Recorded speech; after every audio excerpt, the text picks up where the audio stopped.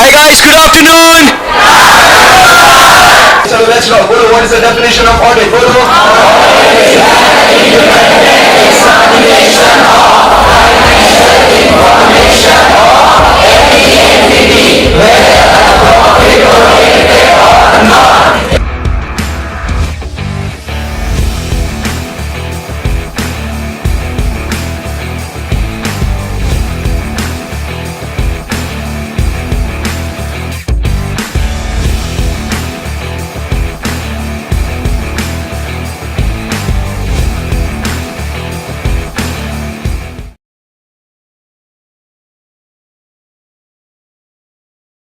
Hi guys, good evening. चलो तो yesterday we completed with two important standards. आपको मालूम होंगे वो थे essay number 220 and 230. बराबर 220 काफ़ी बड़ा स्टैंडर्ड था और काफ़ी इंटरेस्टिंग भी स्टैंडर्ड था, एंड उसी के साथ 230 जो बहुत ही छोटा था और कुछ इसके अंदर खास बातें नहीं थी जो हमने पढ़ ली थी.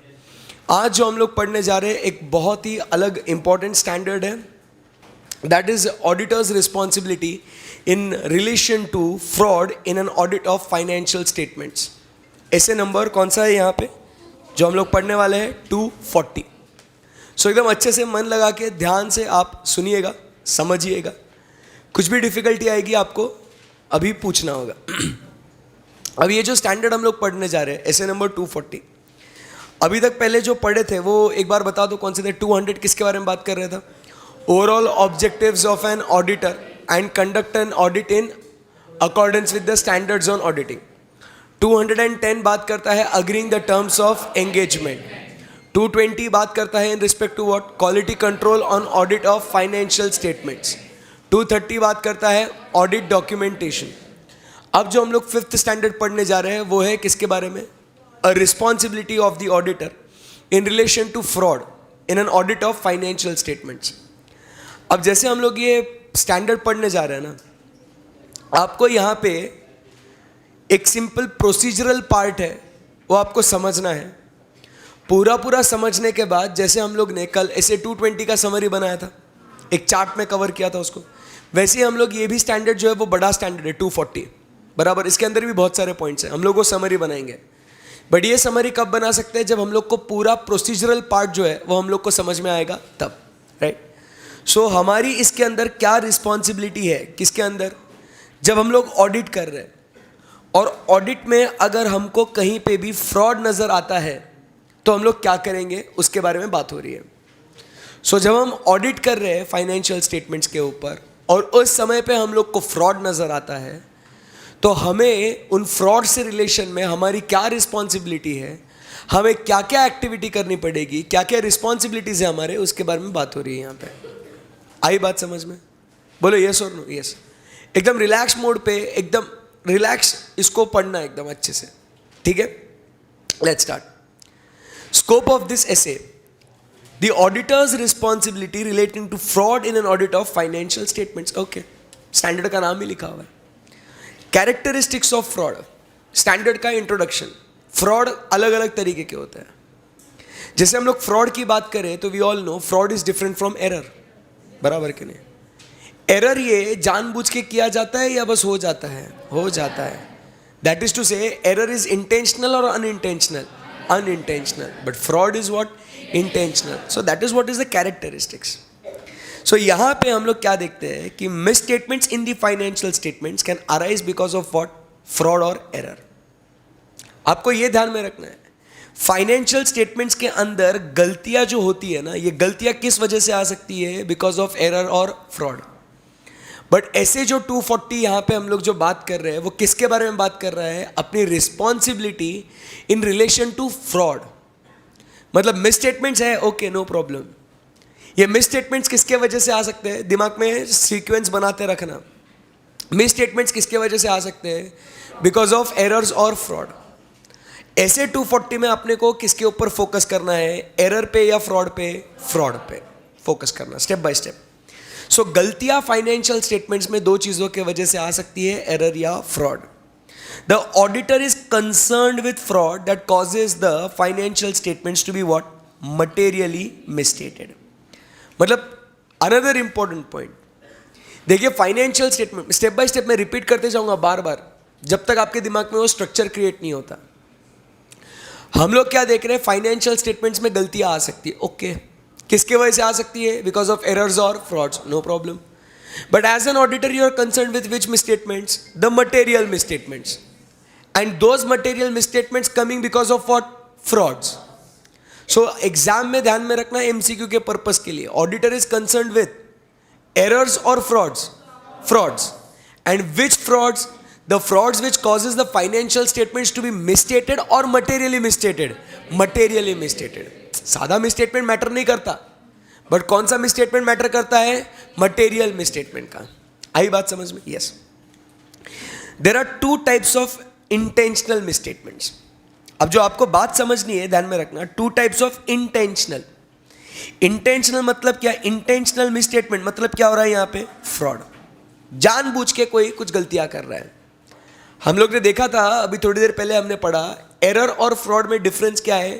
The difference is of the intention, बराबर के नहीं? अगर कोई भी चीज जानबूझ के धोखा देने के लिए करी गई है या किसी का गलत फायदा उठाने के लिए करी गई है, उसे हम लोग क्या कहते हैं? फ्रॉड। किसी का अनड्यू एडवांटेज लेना is called as what? Fraud, बराबर, which is done with a purpose. So ये जानबूझ के मिसस्टेटमेंट जो होती है वो दो टाइप की होती है। एक कौन सी है चीज? सो एक है फ्रॉडुलेंट फाइनेंशियल रिपोर्टिंग और दूसरा है misappropriation of assets. Simple सी बात है।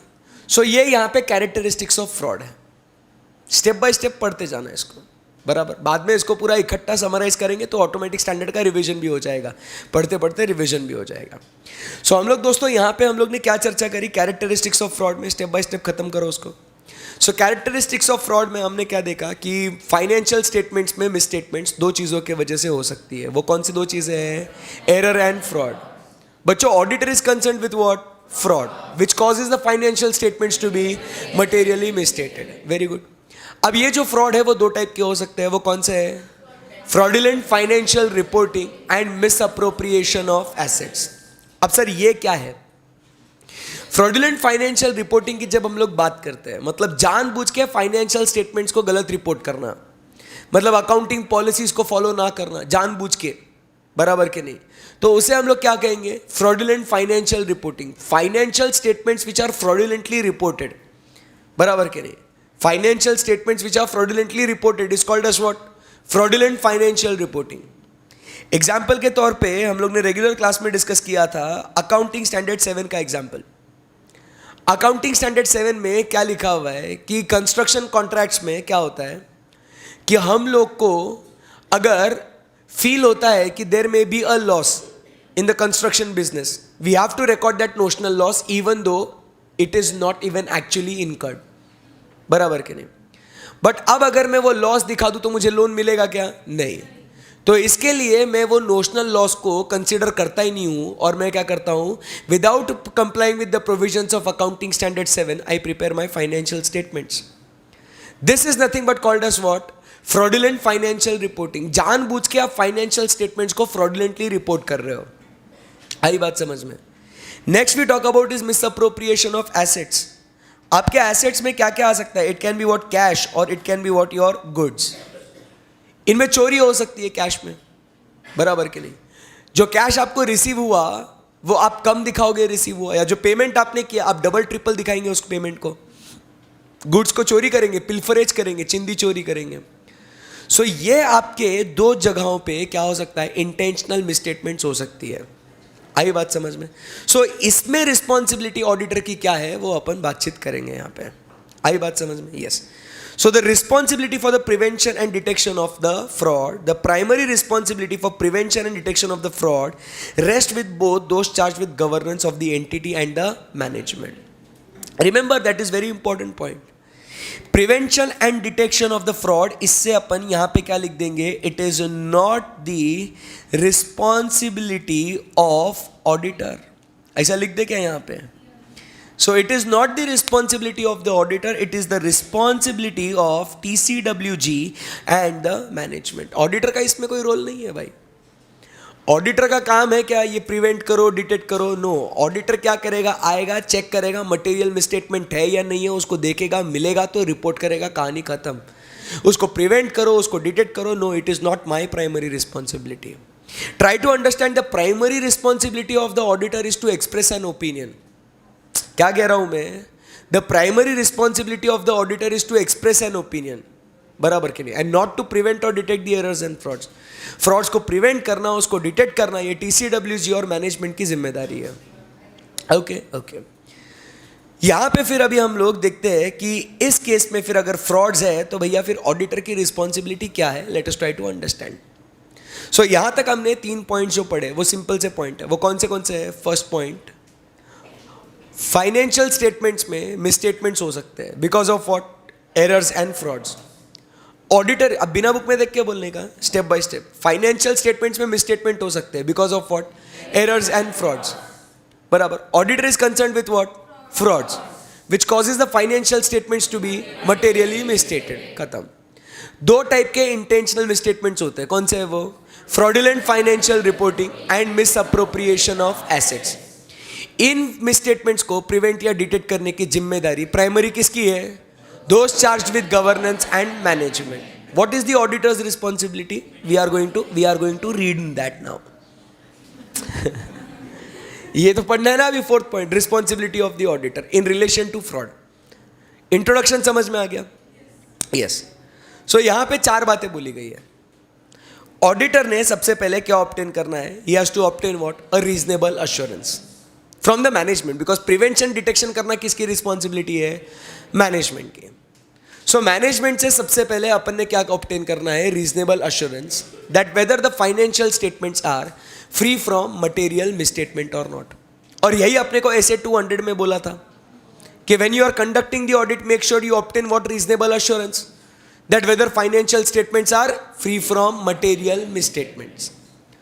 अब फिर वो अश्योरेंस लेने के बाद we have to check about what? The risk.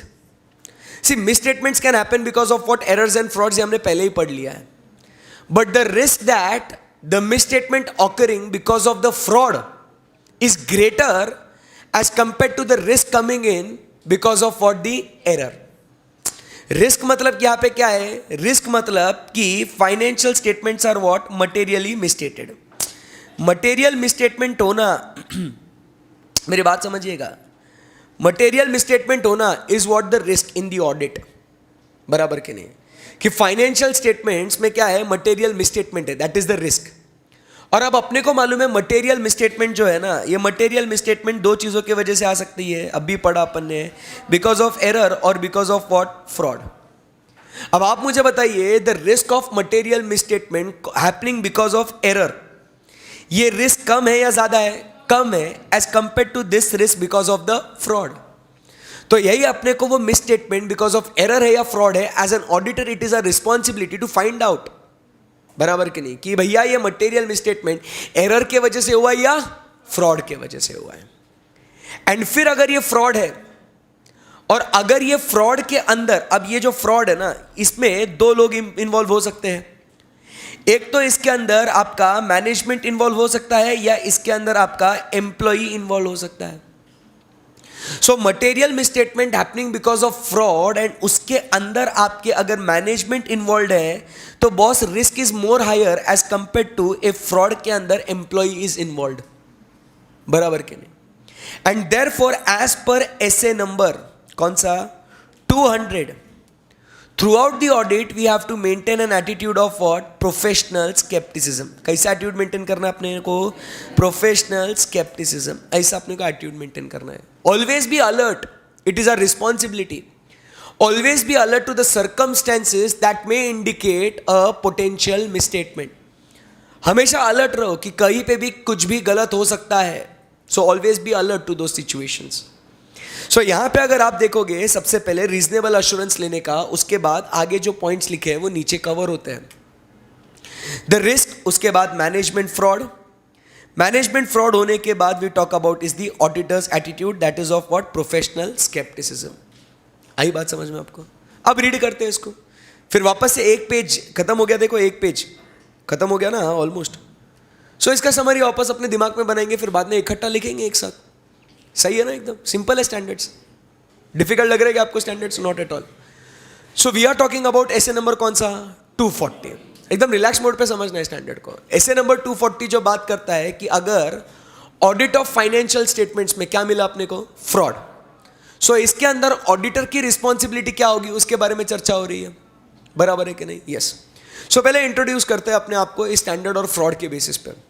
सो दोस्तों, फाइनेंशियल स्टेटमेंट्स में क्या हो सकता है, मिस स्टेटमेंट्स हो सकते हैं। स्टेप बाय स्टेप जाने का, फाइनेंशियल स्टेटमेंट्स में क्या हो सकता है, मिस स्टेटमेंट्स हो सकते हैं।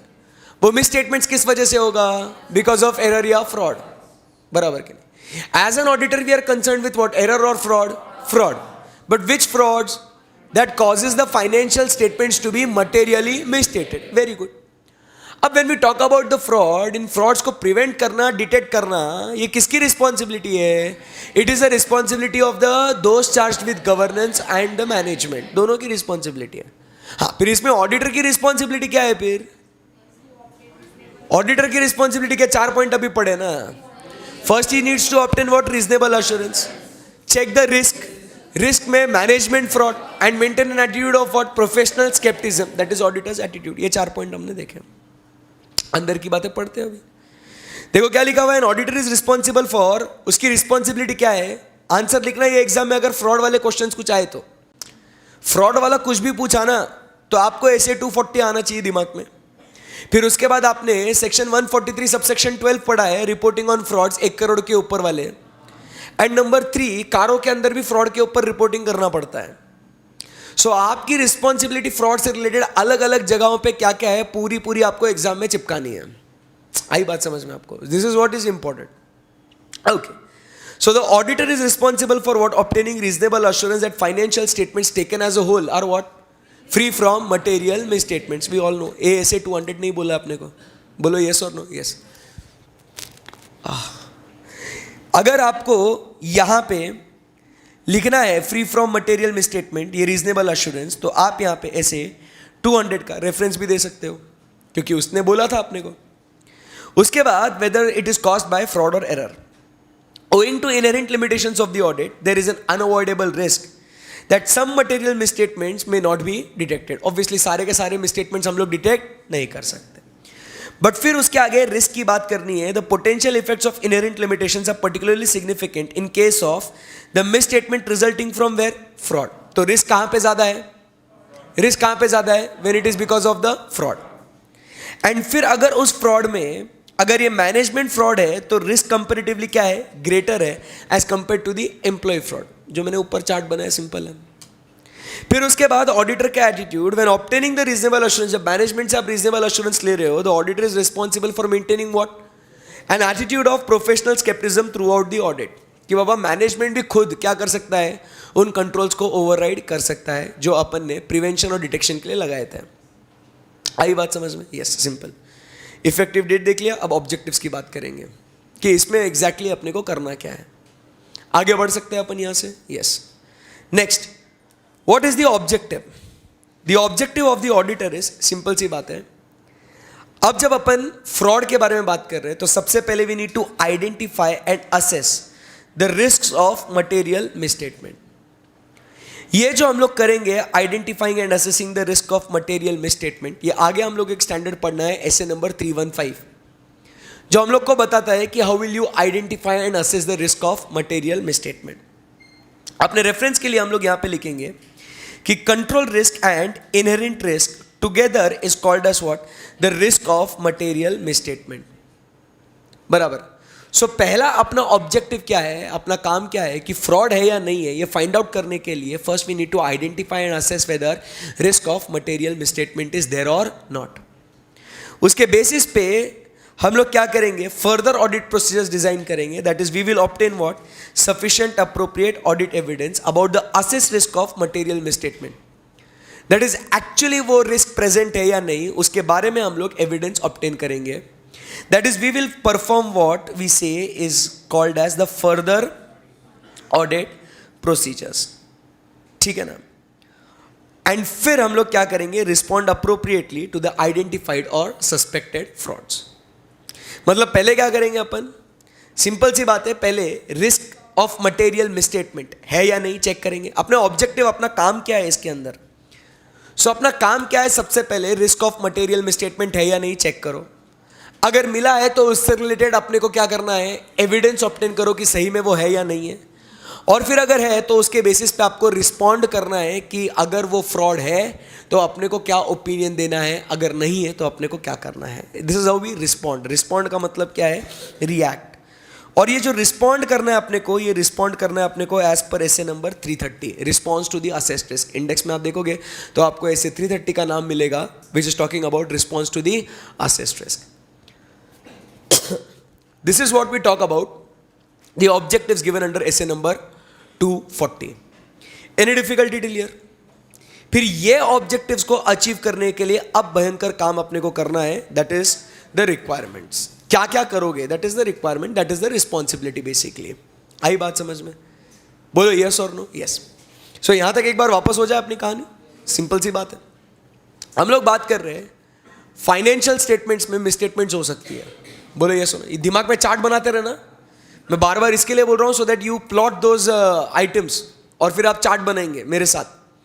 सो फाइनेंशियल स्टेटमेंट्स के अंदर क्या हो सकता है, मिसस्टेटमेंट्स हो सकती है. वो मिसस्टेटमेंट्स किसके वजह से हो सकती है, एरर एंड फ्रॉड. ऑडिटर किससे कंसर्न्ड है, फ्रॉड. वो भी कौन से fraud, that causes the financial statements to be materially misstated. So इन फ्रॉड्स को प्रिवेंट करना और डिटेक्ट करना, ये किसकी रिस्पॉन्सिबिलिटी है, those charge with governance and management. इन फ्रॉड से रिलेटेड ऑडिटर की रिस्पॉन्सिबिलिटी क्या है, to obtain reasonable assurance that financial statements are free from material misstatement. Risk because of fraud is higher as compare to the error.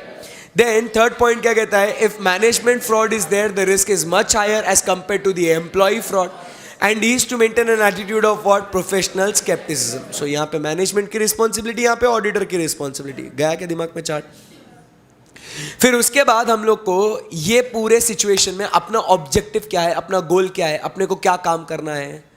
So we need to first identify and assess what, the risk of material misstatement. बराबर के नहीं? फिर वो identify होने के बाद वो assess risk वो है या नहीं है, उसके लिए क्या ऑब्टेन करना है, sufficient and appropriate audit evidence. And once we obtain the evidence, we know that there is a fraud, we respond appropriately those frauds. Simple सी बात है.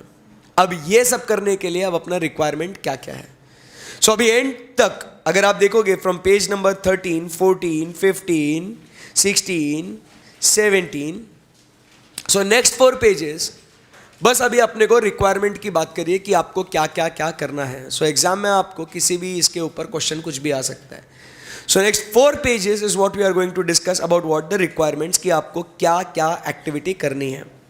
सिंपल सी बात है, एक एक चीज़ें पहले आपको समझनी है before you go ahead and remember the entire points of those 4 pages. As I always say, it is important for you to understand first. Understanding is very important before you recite any of the part. ठीक है ना? सो एक एक चीज़ story के जैसे उसको अपन connect करते जाएंगे. ठीक है? सो रिस्पॉन्सिबिलिटी क्या है कि बाबा रिक्वायरमेंट क्या है मेरी, सबसे पहले हेडिंग्स को ध्यान में रखना है कि बाबा हमेशा, हाईलाइट मत करो, रुको. सबसे पहले स्टेप बाय स्टेप हेडिंग्स की बात करेंगे. सबसे पहले we have to maintain what, an attitude of professional scepticism. Step by step कि ओके मुझे क्या करना है फ्रॉड के बारे में ना, तो ओके चलो एक काम करता हूँ, जब ऑडिट को जाऊँगा ना, दिमाग में ये बातें चलती रहना दिए ना, जब मैं ऑडिट करने जाऊँगा ना, सबसे पहले मुझे क्या करना है, हमेशा अलर्ट रहना है. बराबर कि नहीं? कि अब कुछ गड़बड़ है या नहीं है. बराबर मैं ऑब्जर्व करते रहूँगा. अगर किसी का कुछ नॉर्मल बिहेवियर नहीं दिखाना, अलग मेरे इंडिकेटर खड़े हो जाएंगे कि भाई यहाँ कुछ ये गलत कर रहा है. Always maintain an attitude of what, professional scepticism. कि always be alert to the circumstances कि यहाँ पे कुछ पोटेंशियल मिसस्टेटमेंट हो सकती है. तो पहला आपने रिक्वायरमेंट क्या है भाई, जब भी ऑडिट करने जाएगा ना, अलर्ट रहना. फ्रॉड कभी भी आपको दिख सकता है, कभी भी मिल सकता है. Always be the Anna who is always what, चौकन्ना. हमेशा आपने क्या करना है, अलर्ट रहना है. तो that is the number 1 requirement. देखिए आपको फ्रॉड ढूंढने जाना है, कोई छोटी मोटी चीज़ नहीं है फ्रॉड. बराबर कि नहीं? तो फ्रॉड कौन कर रहा है, कैसे कर रहा है, किस तरीके से कर रहा है, ये आपको आइडेंटिफाई करने के लिए you should always be what, alert. बराबर? ओके. अब फिर उसके बाद फ्रॉड होता है नहीं होता है, क्या है कैसा है, तो आपने क्या करना चाहिए, उसके बारे में और कुछ जानकारी पता करने के लिए आप अलर्ट तो रहिए, प्लस आप जो अपने बाकी के एंगेजमेंट टीम मेंबर्स है ना, उनसे भी आप डिस्कशन करते रहिएगा. भाई तेरे को क्या इन्फॉर्मेशन मिला, तेरे को क्या लगता है, मेरे को क्या लगता है, शेयर करते हैं, फिर वो नई आइडियाज निकलेगी, फिर पता चलेगा और नहीं यहाँ तो कुछ गलत है. So always have a discussion between the members of the engagement team. That time you'll come to know कि कुछ फ्रॉड है या नहीं. देखो अपनी ये रिस्पॉन्सिबिलिटीज है, रिक्वायरमेंट है, अगर फ्रॉड को डिस्कवर करना है, रिपोर्ट करना है तो. सो पहला क्या बोला आपको, हमेशा कैसे रहने का, एकदम अलर्ट रहने का. और फिर अगर कुछ भी बातें हैं वो एंगेजमेंट टीम मेंबर्स के साथ डिस्कस करो, उनसे इंफॉर्मेशन लो, आप उन्हें इंफॉर्मेशन दो, डिस्कशन करके कुछ नई बातें पता चल सकती है. करेक्ट है एकदम, यस. फिर ये होने के बाद फिर आप क्या करें, आप फिर शुरू कीजिए क्या, आपकी रिस्क असेसमेंट प्रोसीजर. फिर अब आप काम करना शुरू कर दीजिएगा. अब पहले काम शुरू करने के पहले आपको क्या करने को बोला, क्या करने को बोला, पहले अलर्ट रहना काम शुरू करने के पहले. और पहले वो एंगेजमेंट टीम मेंबर्स के साथ जो जो बातें हैं वो डिस्कस कर लो, इंफॉर्मेशन मिलती रहेगी. फिर अब आपका ऑब्जेक्टिव क्या था, identify and assess the risk of material misstatement. So अब रिक्वायरमेंट क्या है, चलना भाई काम कर, रिस्क ऑफ मटेरियल मिसस्टेटमेंट को ढूंढने का काम शुरू कर दे तू. सो अलर्ट हो तुम, डिस्कशन कर लिए, अब आगे जाओ और अब क्या काम करो, do the risk of material misstatement को ढूंढने का एक्टिविटी. थर्ड पॉइंट क्या कहता है अपना, risk assessment procedures and related activities. बराबर. अब ये रिस्क को ढूंढने के लिए, अब ये रिस्क को ढूंढने के लिए, ये रिस्क को पता करने के लिए ऑब्वियसली अपने को मैनेजमेंट से बातचीत करनी पड़ेगी कि नहीं, बोलो यस और नो. क्योंकि ये प्रिवेंशन, डिटेक्शन, ये सब करने की रिस्पॉन्सिबिलिटी अल्टीमेटली किसकी है, दोज चार्ज विद गवर्नेंस और मैनेजमेंट की ना. तो यार उनसे इंक्वायरी करना पड़ेगा कि नहीं करना पड़ेगा, उनसे इंफॉर्मेशन अंडरस्टैंडिंग लेनी पड़ेगी कि नहीं पड़ेगी. यस. सो इसीलिए रिस्क असेसमेंट करने के लिए हम लोग क्या करेंगे, management and others within the entity, जो भी मैनेजमेंट है, एम्प्लॉयज है, उनसे हम लोग क्या करेंगे, इंटरैक्शन करेंगे, इंक्वायरी करेंगे, बातचीत करेंगे. अपन फ्लो समझ में आ रहा है क्या कर रहा हूं मैं. सो उनसे हम लोग क्या करेंगे, उनसे इतनी सारी बातचीत करेंगे. और सिर्फ उनसे भी नहीं, अपने को किससे, TCWG से भी तो बातचीत करनी पड़ेगी. बोलो यस और नो. यस. सो अगर ये लोग इन्वॉल्व है तो इनसे भी हम लोग बातचीत करेंगे रिस्क को ढूंढने के लिए. आई बात समझ में. बैठे बैठे यहाँ पे अपने कितने पॉइंट हो गए, 5 पॉइंट हो गए. अंदर के पॉइंट अभी तक पढ़ा नहीं अपन ने, स्टेप बाय स्टेप पढ़ते जाना. बोलो यस और नो. यस. सो अब यहाँ से अपन आगे बढ़ते हैं. But before we proceed, 5 point दिमाग में जो अपन ने डाले हैं, उसको रिक्वायरमेंट कैसा है, फ्रॉड को कैसे फाइंड आउट करने का, अपनी क्या रिस्पॉन्सिबिलिटी उसके बारे में बताओ. कि भैया पहले अपन जाएंगे ऑडिट करने के लिए, बट उसमें क्या करना है आपको, always maintain an attitude of what, professional scepticism. Engagement team members के साथ क्या करो, डिस्कशन करो. करेंगे क्या आप लोग, हाँ. फिर अभी आगे बढ़ना है, क्या करना है आपको, रिस्क असेसमेंट प्रोसीजर करना है और रिलेटेड एक्टिविटीज, वो रिस्क को ढूंढने के लिए. तो ये करने के लिए आपको किससे बातचीत करनी पड़ेगी, management and others within the entity plus those charged with governance. क्योंकि अपन ने पहले पढ़ लिया है क्या, कि ये प्रिवेंशन और डिटेक्शन करना उन दोनों की रिस्पॉन्सिबिलिटी है. सही बात है एकदम. यस. फिर अब यहां से आगे बढ़ते हैं. अब इंफॉर्मेशन ले ली अपन ने उनसे, बोलो यस और नो. यस. अब कभी कभी क्या हो सकता है, अपन ने उनसे इंफॉर्मेशन ले ली और अपने पास भी तो ऑलरेडी कुछ इंफॉर्मेशन अवेलेबल होगी कि नहीं होगी. अरे अपन ने एंगेजमेंट टीम मेंबर्स के साथ डिस्कशन करा था, अपन ने उनके बिजनेस के एनवायरनमेंट के बारे में, उनके एंटिटी के बारे में, कंट्रोल्स के बारे में अपन ने कुछ इंफॉर्मेशन ली थी. बराबर कि नहीं. सो जो उन्होंने हमको इंफॉर्मेशन प्रोवाइड करी है और जो इंफॉर्मेशन मुझे मिली है, ये दोनों मैच करेंगे कि नहीं करेंगे, अपन करेंगे. और फिर उसमें क्या हो सकता है कि अपने को क्या हो सकता है कि we may come across certain unusual और अनएक्सपेक्टेड रिलेशनशिप्स. बराबर कि नहीं. वो रिलेशनशिप्स अपन आइडेंटिफाई कर लेते, नहीं यहाँ कुछ गड़बड़ हो रहा है, जैसा होना चाहिए था वैसे यहाँ पे नहीं हो रहा है. मतलब यहाँ पे there is what, an indication of fraud. यहाँ पे आपका सस्पेक्ट ऑफ फ्रॉड ट्रिगर हो जाता है, एक्टिवेट हो जाता है, कि पता चलता है यहाँ पे कुछ तो गड़बड़ है. समझ में आया कैसा आपने फ्रॉड की तरफ आप बढ़े. यहाँ पे तो अभी तक सिर्फ शक आया है ना. हेलो. यहाँ पे सिर्फ अनयूजुअल या एक्सेप्शनल आइटम आपने डिस्कवर किया है, यहाँ पे आइडेंटिफाई किया अनयूजुअल रिलेशनशिप. तो आपको यहाँ पे शक हो रहा है कि अरे यार ये ऐसा ऐसा होना चाहिए था, बट ये वैसा वैसा हुआ है, कुछ तो गड़बड़ है यारो. बराबर कि नहीं. रिक्वायरमेंट समझ रहे हो step by step. So you identify this. So इससे रिलेटेड आपको क्या करना होगा, आपको जैसे ही आपको ये क्या अनयूजुअल रिलेशनशिप्स आपने आइडेंटिफाई कर ली ना, इमीडिएटली आगे जाएंगे और क्या करेंगे, फिर और इंफॉर्मेशन लेंगे उससे रिलेटेड, बराबर के नहीं, और इंफॉर्मेशन लेंगे और फिर हम लोग क्या करेंगे, फिर अब पूरा अलग कलर से करता हूं, फिर अपन पूरा क्या करेंगे, वो इवैल्यूएट करेंगे कि ये फ्रॉड के रिस्क फैक्टर्स है क्या, कि ये जो मिस स्टेटमेंट मुझे या कुछ एक गलती मुझे मिली है, ये एरर है क्या, फ्रॉड है. So I will evaluate the fraud risk factors. देखो मैंने क्या बोला था कि ऐसे 240 मतलब वो क्या बोलता है कि भाई गलतियां हो सकती है, अनयूजुअल या एक्सेप्शनल रिलेशनशिप्स आइडेंटिफाई हो सकती है, बट ये आपको किस दो चीजों की वजह से आ सकती है, एरर एंड फ्रॉड. भाई एरर है तो अपने को कोई लेना देना नहीं है, but what matters is the fraud. So और इंफॉर्मेशन लो और फिर इवैल्यूएट करो कि भैया ये फ्रॉड है क्या, एरर है. Evaluate those fraud risk factors. Try to understand whether it is a fraud or an error, because if it is error, okay, no problem, but if it is a fraud, it is a risk is what greater. समझा कि आपको 8 point तक आ गए हम लोग. Sequence समझो, नहीं तो ऐसे कभी समझेगा नहीं, आपको कोई पढ़ा नहीं सकता ऐसे. स्टोरी बनाएंगे इसकी, ठीक है ना. सो यहाँ पे you evaluate the fraud risk factors कि इसमें फ्रॉड वाले कुछ चीजें मौजूद है या नहीं है. अभी तक मैं अंदर का कुछ भी नहीं पढ़ाया, बराबर क्या नहीं. अंदर का सिर्फ वो फॉर्मेलिटी पढ़ना है फिर अपने को बाद में, that will be very easy. अपना 1 पेज खत्म हो गया. करेक्ट है एकदम, यस.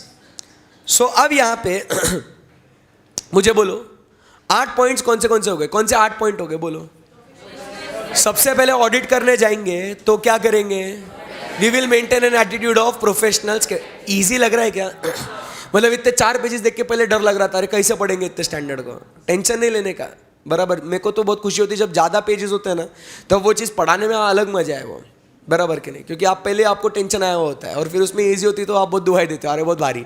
ठीक है, तो फर्स्ट पॉइंट क्या कहता है, प्रोफेशनल स्केप्टिसिज्म.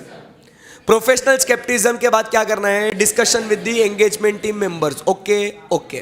फिर अभी आगे बढ़ेंगे और क्या काम करेंगे, risk assessment process and related activities. ये करने के लिए किसके साथ आपने को इंक्वायरी करना है, management and others within the entity and those charged with governance. फिर इससे आपको क्या पता चलेगा, देयर इज अनयूजुअल और एक्सेप्शनल रिलेशनशिप्स आइडेंटिफाइड. आप क्या ऑब्टेन करोगे, फिर अदर इंफॉर्मेशन, एंड फिर आप इवैल्यूएट करोगे for the fraud risk factors, बराबर के नहीं. एंड फिर अब आगे बात करते हैं फ्रॉड रिस्क फैक्टर्स होने के बाद. यहां पे आपको पता चल जाता है कि अब यहां पे रिस्क ऑफ मटेरियल मिसस्टेटमेंट है या नहीं है. सही बात है, बोलो यस और नो. यस. अब ऑब्जेक्टिव में अपना जो फर्स्ट पॉइंट था, identify and assess the risk of material misstatement, ये सारी एक्टिविटी करके क्या रिस्क ऑफ मटेरियल मिसस्टेटमेंट पता चला क्या, यस. फिर ऑब्जेक्टिव का सेकंड पॉइंट वापस से जाके पढ़ो क्या लिखा हुआ है सेकंड पॉइंट ऑब्जेक्टिव का मेरे. Then we have to obtain sufficient and appropriate audit evidence about the assessed risk of material misstatement. You need to be thorough, you need to be sure कि whether actually risk is present or not. तो हम लोग क्या करेंगे, we will identify and assess the risk of material misstatement due to fraud. वो है क्या नहीं है, एक्चुअली हम लोग क्या करेंगे उसको, we will check, identify and assess करेंगे कि वो fraud के वजह से है या नहीं है, बराबर के नहीं. एंड फिर अगर वो फ्रॉड के वजह से है तो फिर अपन क्या करेंगे, थर्ड पॉइंट क्या था, response to those assessed risk. Objective का थर्ड पॉइंट है, बोलो. तो हम लोग रिस्पॉन्ड करेंगे, आई बात समझ में. सो रिस्पॉन्ड कैसे करना क्या क्या करना, ये नीचे लिखा हुआ है. अब फिर पूरा आगे वो आपने रिस्पॉन्ड कैसे करना, पहले स्ट्रक्चर समझना पूरे कॉन्सेप्ट का. आई ऑलवेज से the structure of the concept is very important for you to summarize the entire concept. So मैंने जो ऑब्जेक्टिव आपको बताए थे वो ऑब्जेक्टिव को अचीव करने के लिए रिक्वायरमेंट की कहानी हो रही थी, बराबर. अब रिस्पॉन्ड करना है, लास्ट वाला पार्ट था. अब लास्ट पार्ट में रिस्पॉन्ड करना है. सो आप ये पॉइंट देखेंगे रिस्पॉन्ड, तो आपको दिखेगा audit procedure responsive, audit procedure responsive, दिख रहा है आपको, बोलो यस और नो. फिर आपको ये एविडेंस को इवैल्यूएट करना है, और फिर अगर वो फ्रॉड बहुत गहरा है तो फिर कहानी आगे होगी कि आप वो कंटिन्यू कर सकते हैं. मैनेजमेंट के रिप्रेजेंटेशंस लीजिएगा, कम्युनिकेट करिएगा दोस्त चार्ज विद गवर्नेंस को क्या क्या आपको फ्रॉड मिलता है, एंड फिर उसके बाद आप एनफोर्समेंट अथॉरिटी और इन सब का क्या कीजिएगा, डॉक्यूमेंटेशन. कहानी खत्म हो गई ना यार. मतलब इंपॉर्टेंट क्या है, आपने वो फ्रॉड है या नहीं उसको रिस्पॉन्ड करिए, फिर वो आपने कम्युनिकेट करना है अप्रोप्रिएट पार्टीज को, आप कंटिन्यू कर सकते हैं या नहीं, और इन सब के बारे में जो जो आपको मिला उसके बारे में आपको क्या करना है, डॉक्यूमेंटेशन करना है. कहानी ईजी है क्या? एकदम. स्ट्रक्चर दिमाग में घूम रहा है क्या कि what exactly we are suppose to do? मतलब अब आप ये समझना, standards is not difficult, it is just it is telling you कि this is how you are suppose to proceed. कि भाई देखो, आप है ना ये स्टैंडर्ड जब पढ़ोगे ना तो एक ध्यान में रखना सिंपल सी चीज कि मैं चार्टर्ड अकाउंटेंट है, मान लो यू आर अ सीए, बराबर, और आप क्लाइंट प्लेस पे जाने वाले हो, और मान लो आपको वहां पे फ्रॉड अगर कुछ दिखा, तो आपको क्या क्या करना पड़ेगा? आई शपथ मेरे को नहीं मालूम, बराबर. तो वो क्या करने का, उसके लिए आपको ऐसे 240 पढ़ना है कि this is how you should do. कि भाई जब जाएगा ना, क्या कर, प्रोफेशनल स्केप्टिज्म, डिस्कशन कर, मैनेजमेंट से इंक्वायरी कर, ये सब करने का है. एंड लास्ट में डॉक्यूमेंटेशन तक आना है आपको. ये सब करोगे, आपका फ्रॉड से रिलेटेड रिस्पॉन्सिबिलिटी से आप डिस्चार्ज हो गए. सिंपल है एकदम. यस. सो अब एकदम आराम से वापस से हम लोग क्या करेंगे, शुरुआत से, मतलब जो अपना हेडिंग्स अपन ने पढ़े ना, अब अपने को क्या करना है, उसको रीड करना है. ठीक है? All good till here? Yes. Let's start. Unless the auditor has a reason to believe the contrary, the auditor may accept records and documents as genuine. मतलब जो भी उसको प्रोवाइड करा गया है ना, उसने क्या बोलना, हाँ ये सही है, good, I can rely on it. Unless उसको कुछ गड़बड़ नजर नहीं आनी. अगर गड़बड़ नजर आई तो उसके ऊपर वो भरोसा नहीं करेगा. If conditions identified during the audit causes the auditor to believe that the document may not be authentic or that in terms in a document have been modified but not disclosed to the auditor shall investigate further. मतलब उसने fraud से related हमेशा alert रहना है. एक simple सी बात है यहाँ पे कि अगर यहाँ पे मुझे एक मैनेजमेंट का आदमी कोई है, वो मुझे डॉक्यूमेंट्स अगर प्रोवाइड कर रहा है, बट मुझे उस मैनेजमेंट के कैरेक्टर पे ही डाउट है, मुझे लगता है वो हमेशा कहीं ना कहीं तो भी फ्रॉड या जुगाड़ करने में always he is interested, is involve in it. तो उसने जो भी मुझे डॉक्यूमेंट्स दिए, उसने मुझे जो भी इंफॉर्मेशन दी, क्या मैं उसके ऊपर भरोसा करेगा क्या? नहीं. उन्होंने जो मुझे इंफॉर्मेशन बोली और जो डॉक्यूमेंट्स में जो मुझे इंफॉर्मेशन मिली, अगर उसमें मिसमैच है तो क्या मैं उन डॉक्यूमेंट्स पे भरोसा रख सकता हूं क्या? नहीं. सो ऐसे केस में मुझे हमेशा फर्दर इन्वेस्टिगेशन करना है. इसके लिए मुझे हमेशा अलर्ट रहना है, बराबर, कि क्या सही है क्या गलत है.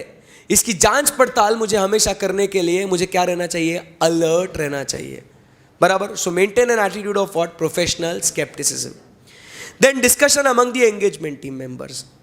This discussion shall take place particular emphasis on how and where the entity's financial statements may be susceptible to material misstatement due to fraud, including how the fraud might occur. आपस में बात करो ना engagement team members के आते. तेरे को क्या लगता कहाँ फ्रॉड हो सकता है बे?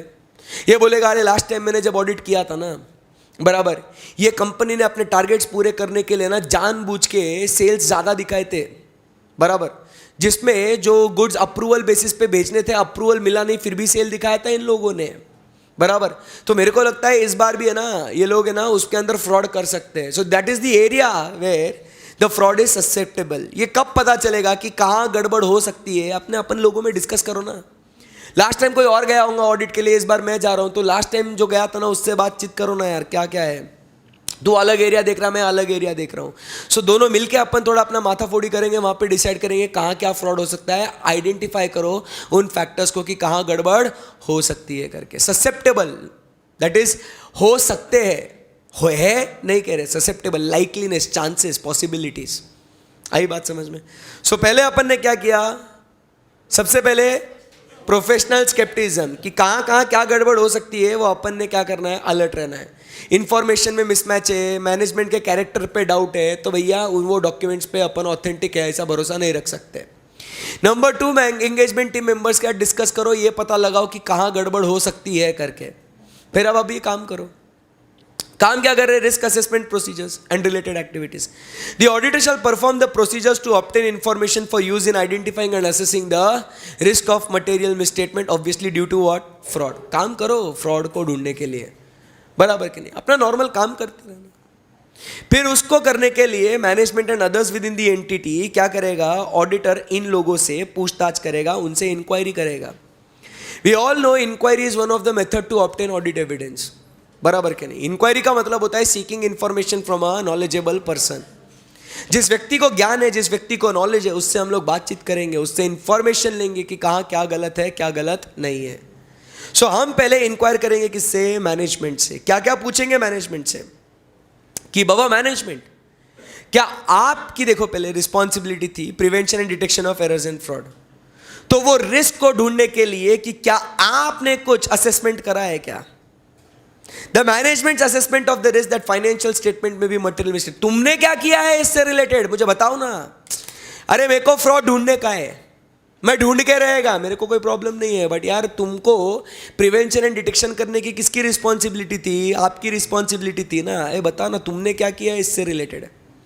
इंक्वायरी करेगा ना जाके, क्योंकि यार बिजनेस तुम्हारा चला तुम रहे हो, फाइनेंशियल स्टेटमेंट्स बनाना ना तुमको है। अरे उन फ्रॉड्स को प्रिवेंट डिटेक्ट करना तुम्हारी जिम्मेदारी है। भाई मेरे को बता ना तुमने इससे रिलेटेड तुमने क्या काम करा है, पहले वो तो बताओ मेरे को। So I will inquire with the management about what? The management's assessment about what? Risk of material misstatements resulting from what? Frauds. तुमने उसको क्या असेस किया है, बराबर के नहीं? उसके बाद मैनेजमेंट के असेसमेंट में तुमने किया है क्या? अच्छा, तो फिर मैं क्या करूंगा कि फिर तुमने जो आइडेंटिफाई किया है वो किस तरीके से किया है, और तुमने उस फ्रॉड को रोकने के लिए तुमने क्या एक्शन लिया है वो भी बताओ फिर। अच्छा, पहले तो मैं क्या पूछेगा, तुमने किया क्या? रिस्क असेसमेंट प्रोसीजर तुमने किया क्या? फिर दो बातें होगी, एक तो किया, नहीं किया। नहीं किया तो साइड में रख दो, फिर अपन अपना देखेंगे, बट अगर किया है तो किस तरीके से किया तुमने, और फिर करने के बाद जो तुमको रिस्क मिली क्या नहीं मिली, दो बातें होगी।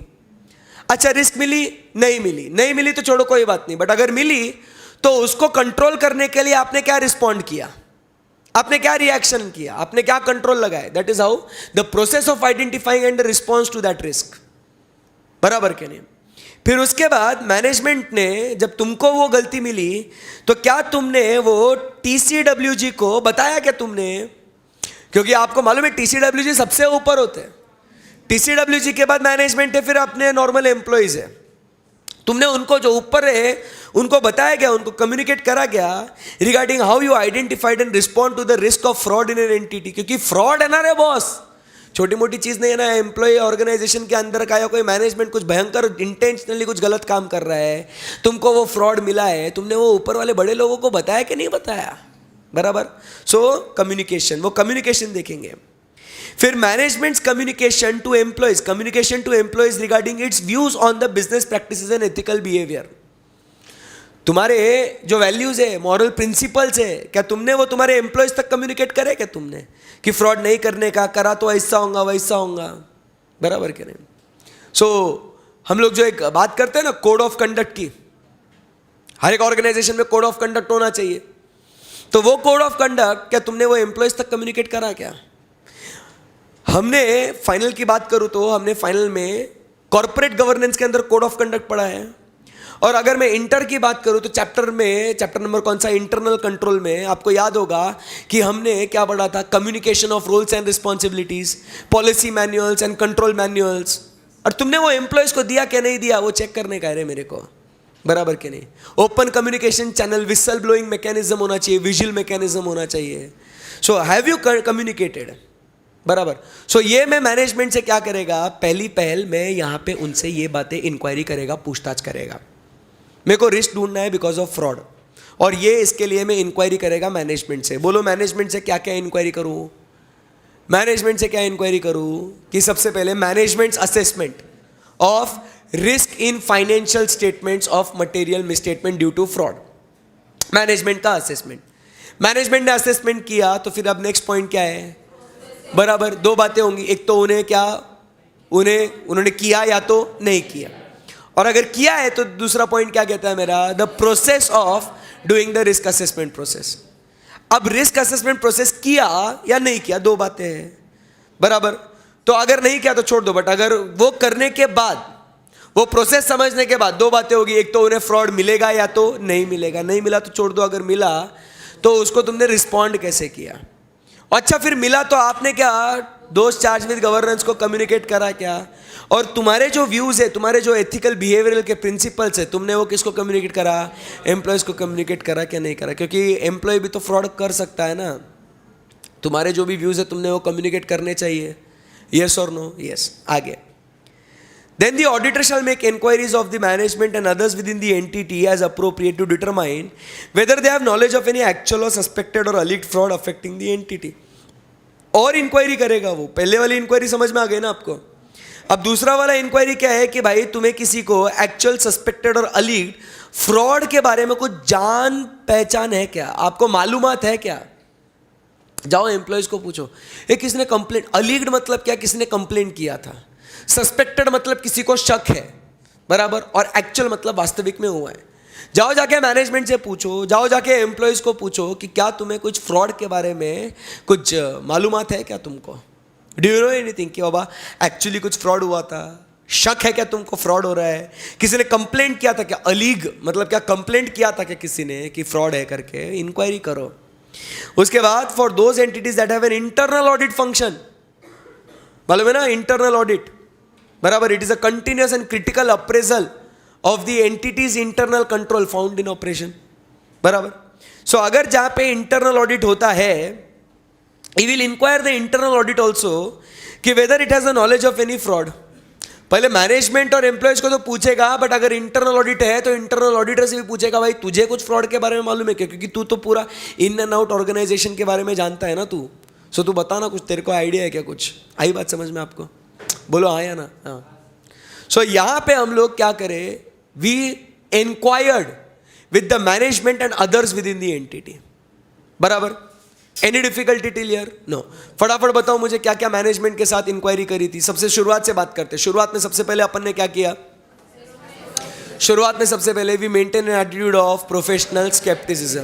सेकंड अपन ने डिस्कशन किया within the engagement team members. तीसरा अपन क्या कर रहे हैं, risk assessment procedures and related activities. Fourth point क्या है, मैं inquiry with the management and others within the entity. उसके अंदर क्या करा, इंक्वायरी विद द मैनेजमेंट, किसके बारे में, about management's assessment of risk assessment procedure. Number 2, the management's process and response to those assessed risk. Number 3, communication of the risks, the identifying process and the response, barabar, to the risk to those charged with governance. Number 4, communication of the, bolo na, the values and the behavior to the employees. फिर communicate करेंगे with the management and the employees about what, any actual, suspected or alleged fraud. बराबर. अगर internal audit है तो communicate with the, inquire with the internal auditor about the actual, suspected or alleged fraud, बराबर. yes. आगे बढ़ते हैं, बात करेंगे TCWG. unless all of the TCWG are involved in the managing entity, the auditor shall obtain an understanding of how those charged with governance exercise the oversight management process for identifying and responding to those risks. यहां पे क्या लिखा हुआ है, ध्यान से सुनना. देखो, मेरी बात को समझने की कोशिश करना. जरूरी नहीं है हर एक ऑर्गेनाइजेशन में टीसीडब्ल्यूजी हो करके, क्योंकि कभी कभी क्या हो सकता है, ऑर्गेनाइजेशन का management is equal to TCWG, TCWG अलग से नहीं होगा. सो अगर टीसीडब्ल्यूजी है तो टीसीडब्ल्यूजी का काम क्या है, निगरानी रखना कि अपने उस कंपनी के अंदर बराबर से काम हो रहा है या नहीं हो रहा. सो हम लोग मैनेजमेंट से तो ऊपर इंक्वायरी कर लिए, अब हम लोग टीसीडब्ल्यूजी से जाके पूछेंगे कि भाई ये जो भी फ्रॉड वॉड हो रहा है, आइडेंटिफाई, रिस्पॉन्डिंग वगैरह, भाई टीसीडब्ल्यूजी तुम कैसे ध्यान रखते हैं इसके ऊपर, तुम्हारा भी तो कुछ तो रिस्पॉन्सिबिलिटी बनता कि नहीं बनता.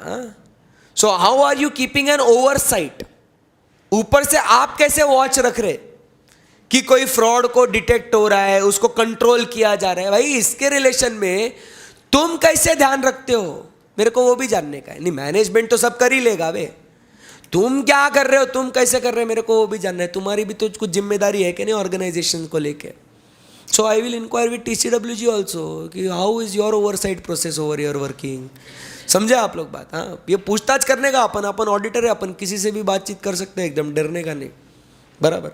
नेक्स्ट पॉइंट क्या कहता है, the auditor will inquire with the TCWG also कि क्या उन्हें भी कुछ नॉलेज है क्या अबाउट द एक्चुअल, सस्पेक्टेड और alleged fraud affecting the entity, to corporate the responses given by the management. देखो अपन बहुत चैप्टर है, अपन मैनेजमेंट से पूछेंगे, अपन एम्प्लॉइज से भी पूछेंगे, अपन ने इंटरनल ऑडिटर से भी पूछा कि कोई भाई एक्चुअल सस्पेक्टेड या अलिग्ड फ्रॉड के बारे में तुम्हें कोई नॉलेज है क्या। अपन अभी बाद में क्या करेंगे, TCWG के पास जाएंगे अगर होंगे तो, और उनको पूछेंगे भाई तुम ये फ्रॉड वॉड जो होता है तुम कैसा ध्यान रखते हैं इसके ऊपर, बताना भाई। अच्छा ऐसे करते क्या, एक काम कर, सुन तुमको कुछ आइडिया है क्या, फ्रॉड वॉड कुछ हुआ था इससे, कुछ ऐसा है। तो अपन ने क्या करना, उनसे भी इंफॉर्मेशन लेना। To confirm with what, corporate मतलब क्या, to confirm, to corporate with what, the information given to us by the management, कि भाई कुछ बराबर है क्या नहीं है। अपन बहुत होशियार लोग हैं, बराबर। सो यहां तक अंदर के पॉइंट्स भी एकदम इजी लग रहे हैं आपको, एकदम फ्लो एकदम मस्त है, बेस्ट। समझा नहीं समझा आप, यस, बस 3 पन्ने बाकी और। So first point professional skepticism. अब हेडिंग्स पे बात करेंगे, professional skepticism, discussion with the engagement team members, फिर risk assessment procedure and related activities, inquiry with the management and those charge with governance. अब 6th पॉइंट क्या कहता है अपना, बोलो ना, अनयूजुअल अनएक्सपेक्टेड रिलेशनशिप्स आइडेंटिफाइड। बराबर, कुछ तो गड़बड़ मिल गए। The auditor shell evaluate whether unusual or unexpected relationships that have been identified in performing analytical procedure, analytical procedure ये आगे पढ़ेंगे अपन अंडर essay नंबर 520, बराबर, including those related to revenue accounts may indicate the risk of material misstatement due to what, fraud. अब आप analytical procedure भी perform करेंगे। Analytical procedure is what basically, it is the study of relationships between two items. लिखा ना यार, relationship. सो 2 items के बीच में क्या रिश्ता कहलाता है वो अपने को स्टडी करना है। और अगर ऐसा ऐसा होना चाहिए था बट वैसा वैसा हुआ है तो कहीं कुछ तो भी गड़बड़ है। बोलो यस और नो। ये रिलेशनशिप जो है ना, हम लोग स्टडी कर सकते हैं किसके बीच में, ऐसे में लिखा हुआ है 520 में, हम लोग ये स्टडी करते हैं फाइनेंशियल टू फाइनेंशियल, ठीक है। और दूसरा हम लोग स्टडी करते हैं between what, financial to non financial. मतलब अगर इनमें कहीं कुछ गड़बड़ नज़र आती है ना तो अपने को इंडिकेटर्स मिलते हैं, इंडिकेशन मिलते हैं कि यहाँ पे कुछ गड़बड़ है। फिर अपने को चेक करना है कि वो फ्रॉड है या नहीं, चेक करना। Try to understand financial to financial मतलब क्या है, अपने को try to understand very well. Financial to financial में अपने को सेल्स टू डेटर्स जब अपन देखते हैं, इट इज़ व्हाट, दोनों फाइनेंशियल आइटम्स है, बराबर के नहीं। But on the other hand the rent what we pay to the square feet of the area, ये क्या है, फाइनेंशियल टू नॉन फाइनेंशियल। अगर मुझे बताओ स्क्वायर फीट एरिया उतना ही है बट अभी रेंट बढ़ गया तो ऑटोमेटिकली आप क्या होगा, डाउट आपको ट्रिगर हो जाएगा कि लास्ट ईयर भी इतना ही स्क्वायर फीट था बट रेंट का अमाउंट कम था, इस बार भी स्क्वायर फीट इतना ही, रेंट कैसे बढ़ गया, क्या गड़बड़ है। आओ पूछेंगे, इंक्वायरी करेंगे, एनालिटिकल प्रोसीजर, एनालिसिस करेंगे। आई बात समझ में आपको? बोलो any difficulty till here, no. So अपने को कुछ तो गड़बड़ मिल गई तो वो चेक करने का कि whether it is due to fraud और not, we have to see that. बोलो यस और नो, यस। GH वाले पॉइंट एकदम simple. The auditor shall consider whether other information obtain by the auditor indicates वो fraud है क्या नहीं, और कुछ इंफॉर्मेशन लिया आपने एंड दैट इंडिकेट्स कि भाई फ्रॉड है। या तो evaluation of fraud risk factors, the auditor shell evaluate whether the information obtain from other risk assessment procedure and related activities perform indicate that कहीं कुछ फ्रॉड फैक्टर्स प्रेजेंट है, या जो भी अपन ने किया ना अभी ये risk assessment procedure and related activity करा ना अपन ने, अरे ऊपर पढ़ा के नहीं पढ़ा, इसमें अपने को जो भी करा, जैसे अपन ने क्या किया, मैनेजमेंट के साथ अपन ने इंक्वायरी करी क्या नहीं करी, अपन ने एम्प्लॉयज़ के साथ अपन ने इंक्वायरी करी, अपन ने इंटरनल ऑडिटर के साथ अपन ने इंक्वायरी करी, अरे अपन ने TCWG के साथ पूछा, अपन ने अदर इंफॉर्मेशन ऑब्टेन किया, अपन ने एनालिटिकल प्रोसीजर अपन ने परफॉर्म किया, अरे अपन ने बहुत काम किया यहाँ पे। सो ये सब काम करने के बाद अगर आपको कहीं पे भी फ्रॉड वाले कुछ संकेत नजर आते हैं, बराबर के नहीं, सो फिर आपने क्या करना है, आपने आगे बढ़ना है। रिस्पॉन्ड कैसे करेंगे उसको, बोलो यस और नो। ओए ध्यान देना है, कैसा मस्त है तो एकदम नींद में सो रही है एकदम मजे में। हाँ, next point, while fraud risk factors may not necessarily indicate the existence of fraud, They have often been present in the circumstances where fraud have occurred and therefore indicate the risk of material misstatement due to fraud. अपने को check करने का है कि वो fraud है या नहीं है. यहाँ तक आपको 8 पॉइंट्स में कोई डिफिकल्टी है क्या? बोलो. नो. सो यहाँ से अभी identifying and assessment of risk of material misstatement due to fraud. अब अपने को पता चल गया ना कि फ्रॉड हो सकता है करके. सो अब यहाँ पे ध्यान से सुनना, अपने को ये जो फ्रॉड है ना, अभी पॉइंट्स एकदम सिंपल है, पढ़ते रहना मेरे साथ. The auditor shall identify and assess the risk of material misstatement due to fraud at the financial statement level. कि वो फ्रॉड पूरे फाइनेंशियल स्टेटमेंट लेवल को अफेक्ट करता है या नहीं करता. कभी कभी अपने को ये फ्रॉड जो है ना, अपने को आगे पढ़ेंगे, ये असर्शन लेवल्स को भी अफेक्ट करता है या नहीं करता है, ये अपने को चेक करना है. मतलब फाइनेंशियल स्टेटमेंट्स में जो फ्रॉड है या असर्शन लेवल पे फ्रॉड है, अपने को चेक करना है. वी हैव स्टडीड कि इंटेंशनल मिसस्टेटमेंट्स 2 लेवल पे हो सकते हैं, at financial statement level and at assertion level. मतलब ट्राई टू अंडरस्टैंड, फ्रॉड सिर्फ कुछ असर्शंस को अफेक्ट कर सकता है. लाइक अगर कोई फ्रॉड हो गया ना, ये फ्रॉड सिर्फ क्या हो सकता है, आपके एसेट्स का, मतलब क्या, चोरी हो गई, पूरा का पूरा बुक्स ऑफ अकाउंट्स में एसेट कंप्लीट रिकॉर्डेड है, फाइनेंशियल स्टेटमेंट उसके वजह से अफेक्ट नहीं हुआ, बट एक असर्शन अफेक्ट हो गया. वो असर्शन कौन सा? एग्जिस्टेंस. वो एक्चुअली प्रेजेंट ही नहीं है. एसेट चोरी हो गया, बुक्स में दिख रहा है एसेट है, बट वो एसेट फिजिकली नहीं है, एग्जिस्टेंस वाला असर्शन अफेक्ट हो गया.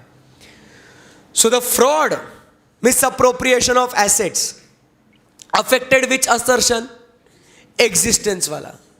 So fraud आपका हो सकता है at assertion level, या आपके जो fraud है ये पूरे फाइनेंशियल स्टेटमेंट्स को अफेक्ट करेगा, पूरा फाइनेंशियल स्टेटमेंट को. बराबर कि नहीं? स्टॉक का वैल्यूएशन ही गलत हो गया, पूरा फाइनेंशियल स्टेटमेंट हिल जाएगा. स्टॉक का वैल्यूएशन अफेक्ट हो गया तो आपका प्रॉफिट अफेक्ट होगा, रिजर्व अफेक्ट होगा, ऑटोमेटिकली आपका पीएनएल, बैलेंस शीट सब अफेक्ट हो जाएगा. सो यहां पे फ्रॉड 2 जगह पे मौजूद हो सकता है, financial statement level and at assertion level. When identifying and assessing the misstatement due to fraud, the auditor shall, based on a presumption that there are risk of fraud in revenue recognition, evaluate which type of revenue transactions or assertion gives rise to risk. मतलब कहाँ पे risk है वो basically आपने identify करते रहना है. Point simple है वो. The auditor shall treat those assessed risk. assessed मतलब क्या, यहाँ पे आइडेंटिफाइड, ढूंढा है अपने, असेस किया है, due to fraud as significant risk. जो आपने रिस्क को ऑलरेडी ढूंढ लिया है, उन को अपन क्या ट्रीट करेंगे? The significant risk. आपको याद होगा, the risk that is because of fraud is considered as what? The significant risk. जैसे अपन ने अलग अलग एग्जाम्पल्स पढ़े हैं कि सिग्निफिकेंट रिस्क कहाँ पे हो सकती है? Because of fraud, because of related parties, because of what, the क्या, measurement in financial transactions, there is degree of uncertainty. याद है कुछ ऐसे पढ़ा था? कॉम्प्लेक्सिटी ऑफ ट्रांजैक्शंस है, change in economic accounting environment है. बोलो. हाँ. सो यहाँ पे वो हम लोग क्या करेंगे? उसको सिग्निफिकेंट रिस्क मानेंगे. सो यहाँ पे पॉइंट क्या है? Identification and assessment of risk of material misstatement. तो हम लोग को बस क्या आइडेंटिफाई करना है, असेस करना है कि वो फाइनेंशियल स्टेटमेंट लेवल पे है या असर्शन लेवल पे है. और अगर आपने वो फ्रॉड के वजह से असेस कर लिया तो वो जो रिस्क आएगी वो रिस्क होगी सिग्निफिकेंट. That's it. रिस्पॉन्ड करना है. एक बार पढ़िए उसको. Response to assess risk of material misstatement due to fraud, overall responses. ध्यान से पढ़िएगा इसको एक बार.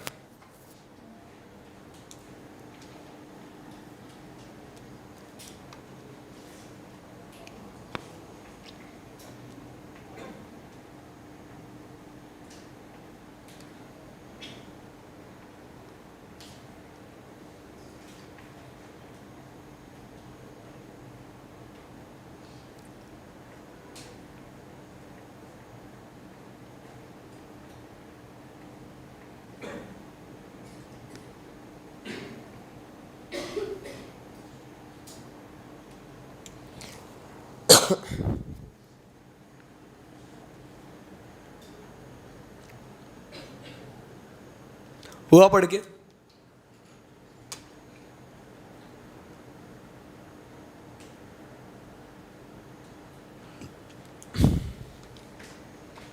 Guys, yes. सो क्या लिखा हुआ वहां पे? रिस्पॉन्स टू असेस रिस्क, मतलब अपने को ओवरऑल रिस्पॉन्स क्या करना है? फ्रॉड मिला है अपने को, अब अपनी रिस्पॉन्सिबिलिटी क्या है? अगर अपने को दिखता है कहीं ना कहीं कुछ फ्रॉड है तो होशियार लोगों को भेजना। अरे वो फ्रॉड को डिटेक्ट करने के लिए ऐसे लोगों को भेजो ना जिसको नॉलेज है करके। सो फर्स्ट पॉइंट में क्या लिखा हुआ? Assign and supervise personal taking account of the knowledge, skill and ability. अरे वो होशियार व्यक्ति होना चाहिए, ऐसे व्यक्ति को वहां पे असाइन करो वो एरिया से रिलेटेड। फिर अब वो सिग्निफिकेंट फ्रॉड हो सकता है तो इवैल्यूएट करो कि तुमने बराबर अकाउंटिंग प्रिंसिपल्स यूज करे ना इन रिस्पेक्ट ऑफ ट्रांजैक्शन। ये याद होगा आपको, अब भी बात करी थी, transactions which are what? Complex, जिसमें सब्जेक्टिव मेजरमेंट है। सो बराबर अकाउंटिंग पॉलिसीज यूज करे कि नहीं करे? अब सब्जेक्टिव मेजरमेंट्स मतलब क्या? लेट अस से for example about bad debts. Bad debts को मेजर करना ये मैटर है, सब्जेक्टिव है। तू बोलेगा वो अच्छा है डेटर, मतलब ही स्टिल गुड एंड रिकवरेबल। मैं बोलेगा no it is bad and irrecoverable. Subjective measurement है, रिस्क आई ना यहाँ पे। बोलो यस और नो। तुम बोलेगे एंटिटी का गोइंग कंसर्न वैलिड है, मैं बोलेगा नहीं है, सब्जेक्टिव मेजरमेंट है ना। सो वो मैटर में क्या है? सब्जेक्टिविटी है। और अगर वो मैटर कॉम्प्लेक्स है, बराबर के नहीं, मतलब क्या है? इंटर रिलेटेड कंपनीज के बीच में कोई ट्रांजैक्शंस है, कॉम्प्लिकेटेड है, उसका वो प्रॉफिट रिजर्व, बराबर, वो रिजर्व अपन निकालते हैं ना, मतलब वो दो कंपनीज के बीच में का प्रॉफिट, बराबर, वो कैसे एडजस्ट करने का, give take, loans, interest, not interest, बराबर, आर्म्स लेंथ प्राइस पे हुआ नहीं हुआ। अगर ये कॉम्प्लिकेटेड ट्रांजैक्शन है तो उसमें क्या है? रिस्क बहुत ज़्यादा है। सो अपन ने वो ट्रांजैक्शन से रिलेटेड जहाँ पे सब्जेक्टिव मैटर्स है या जो ट्रांजैक्शन एकदम कॉम्प्लेक्स है उससे रिलेटेड अकाउंटिंग पॉलिसीज बराबर है या नहीं है उसको इवैल्यूएट करने को बोलते हैं वो। एंड आखिरी पॉइंट क्या कहता है कि यू शुड इंक्लूड, इनकॉर्पोरेट का मतलब क्या है? इनकॉर्पोरेट का मतलब क्या है? You should include an element of unpredictability in your audit procedures. Like surprise check करो जाके। क्या करो? Surprise check. कैश को चेक करना ना, कभी पहले इन्फॉर्म मत करो क्लाइंट को कि हम चेक करने आ रहे कैश, स्टॉक, जो भी आपको चेक करना है। Do what? Surprise check. Surprise, हम आ गए, without any prior intimation. So they will be caught what? Red handed, क्या अगर कुछ गड़बड़ करते होंगे तो। सो ये अपना रिस्पॉन्ड होना चाहिए कि फ्रॉड एक्चुअली है या नहीं उसको पता करने के लिए। बात समझे क्या आप मेरी? बोलो हाँ या ना? हाँ। बी पॉइंट में क्या हुआ बेटा? इवैल्यूएट वेदर, पूरा पूरा पॉइंट पढ़ते हैं। इवैल्यूएट वेदर, इवैल्यूएट मतलब किसको बोल रहा है? अपने को। जो एंगेजमेंट टीम आपने यहाँ पे असाइन करी है ना, जिसको नॉलेज वगैरह है, अपन क्या बोल रहे हैं उसको कि भाई तू इवैल्यूएट कर। क्या इवैल्यूएट कर? कि जो भी whether the selection and application of accounting policies जो है ना, in respect to which matters related to subjective measurement. Example क्या दिया? Bad debts. या तो जो ट्रांजैक्शन कॉम्प्लेक्स है, कॉम्प्लेक्स में क्या बोलूं मैं यहाँ पे तेरे को? कॉम्प्लेक्स में एग्जाम्पल क्या दिया? कॉम्प्लेक्स ट्रांजैक्शन मतलब जो इंटर कंपनी ट्रांजैक्शन होंगे, बराबर कि नहीं, मतलब रिलेटेड पार्टीज ट्रांजैक्शन से इंटर कंपनी। तुमसे हम तुम्हें कुछ दे रहे हैं, तुम हमसे कुछ ले रहे हो, उसमें प्रॉफिट है, तुम्हारा लाइबिलिटी है, तुम्हारी एसेट है, रिसीवेबल, पेएबल है कुछ। So this are the complex transactions.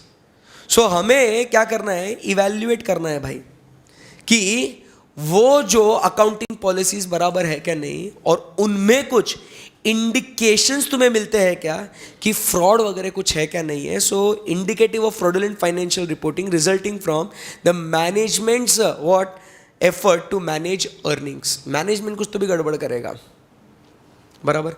वो याद है आपको कॉटन कैंडीज वाला एग्जाम्पल? हेलो,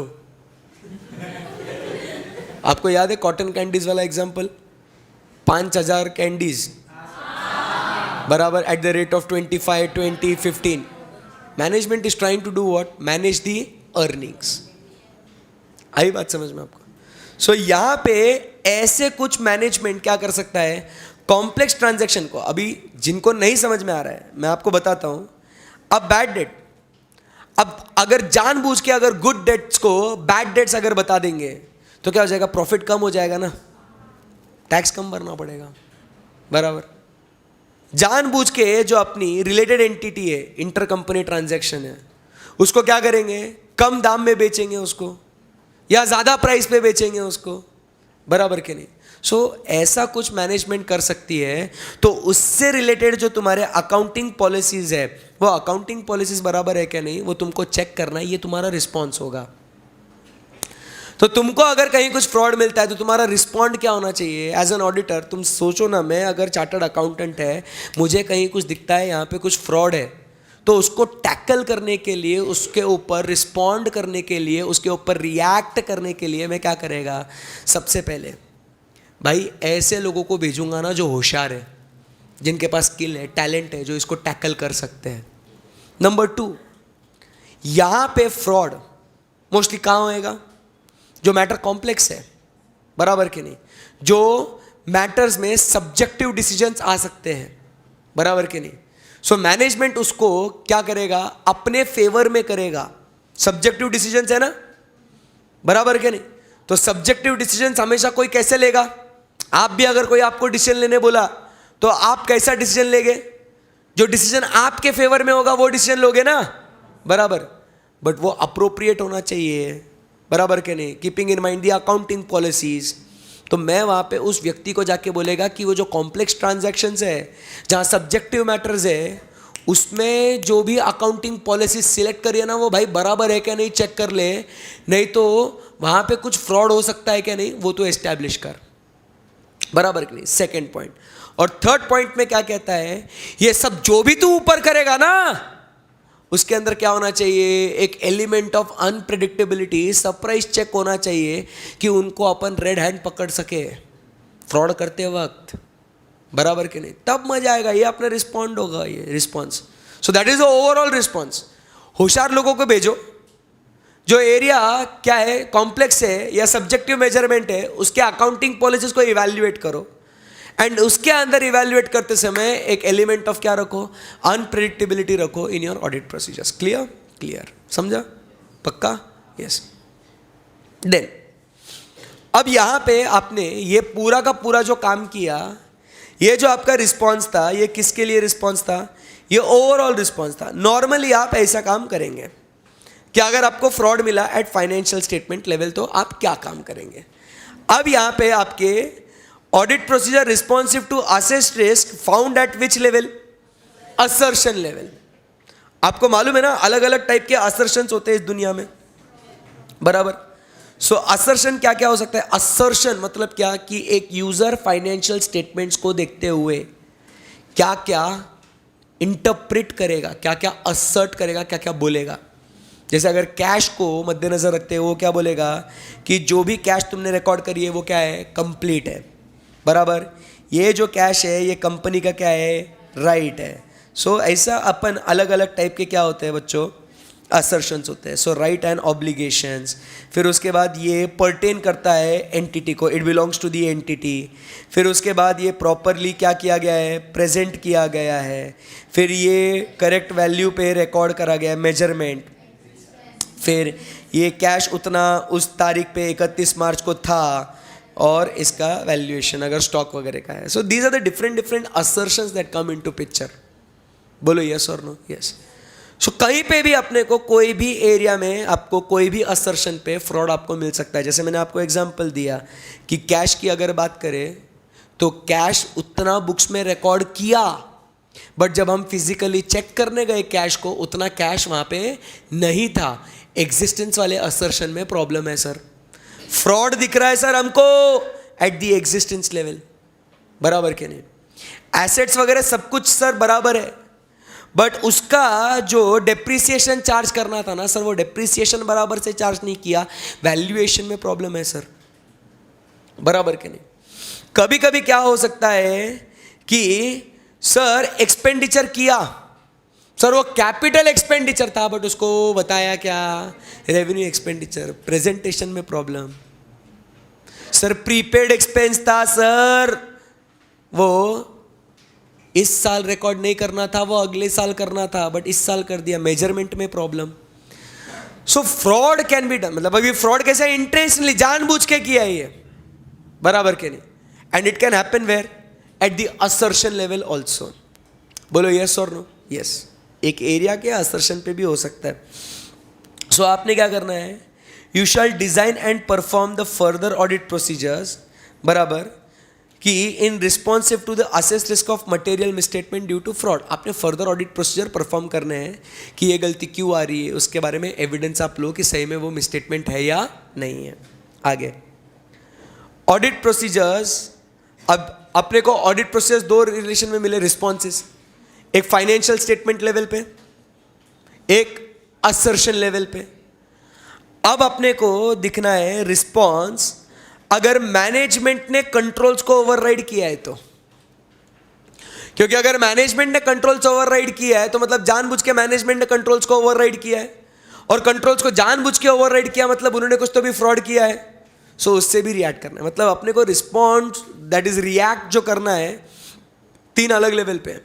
एक कंप्लीट फाइनेंशियल स्टेटमेंट लेवल पे, दूसरा एट असर्शन लेवल पे, तीसरा कंट्रोल्स को अगर ओवरराइड किया है तो कंट्रोल्स को भी अपने को क्या करना है, रिस्पॉन्ड करना है, रिएक्ट करना है कि आपने कंट्रोल्स को ब्रेक किया है मतलब आपने कुछ फ्रॉड किया है वहां पे. आई बात समझ में? यस. मैं चाहता हूं आप लोग ये वापस से एक बार 3 पॉइंट्स आप पढ़े अच्छे से.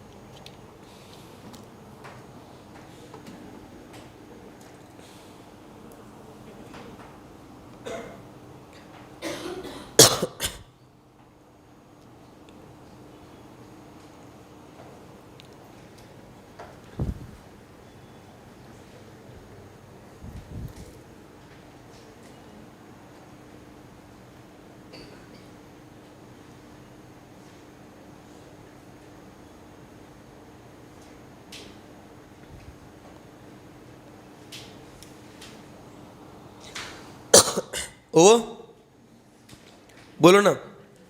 सो आपको कुछ बातें समझ में आई होगी. क्या लिखा हुआ है यहां पे?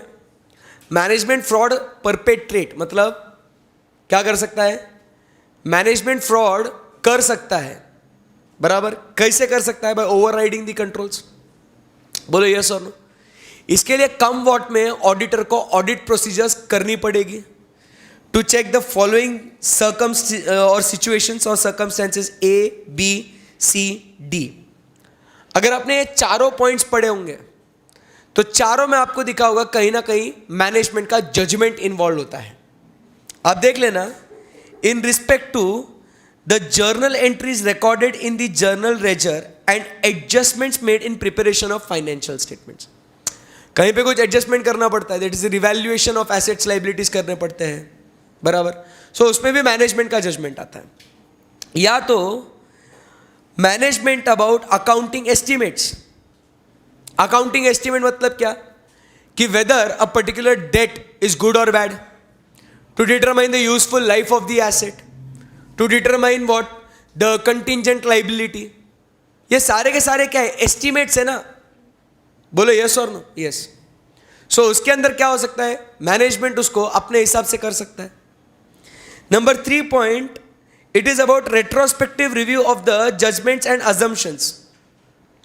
उन्होंने पहले कुछ यूजफुल लाइफ डिसाइड कर ली होगी, अब वो बोलते नहीं, अब वो नहीं है, अब न्यू यूजफुल लाइफ होगी. बोलो यस और नो. बोलो यस और नो. यस. सो उसमें चेंजेस कर सकते हैं, या कोई भी सिग्निफिकेंट ट्रांजैक्शन जो outside the normal course of business है, दैट अपीयर अनयूजुअल, जो आज तक कभी तुमने किया नहीं बट अचानक से तुमने किया, बराबर. That is research and development. आज तक कभी नहीं करे, अचानक से क्यों कर रहे हो? ये क्या हो रहा है? चोरी ध्यान देना. आई बात समझ में? सो ऐसे ये पूरे जो ट्रांजैक्शंस है इसके अंदर क्या हो रहा है दोस्तों? या इन सारे के सारे ट्रांजैक्शंस में क्या हो रहा है? There is judgement of what? Of management. हाँ बेटा बताता हूं. इन सब में क्या हो रहा है? There is judgement of what? Management. C वाले पॉइंट में क्या लिखा हुआ है बेटा? कि परफॉर्मर रेट्रोस्पेक्टिव. दो बातें होती है, प्रोस्पेक्टिव एंड रेट्रोस्पेक्टिव. बराबर. रेट्रोस्पेक्टिव मतलब क्या होता है? पीछे से. अब अपन ने पीछे कुछ अकाउंटिंग एस्टिमेट लिया होगा, let us say about useful life of asset, और हमने क्या बोला कि लेट अस से it is now what? 10 years. और हमको क्या लगता है? नहीं नहीं, 10 years नहीं है. जो हमारा पिछला जो अजम्पशन था ना यूजफुल लाइफ का, दैट इज रॉन्ग.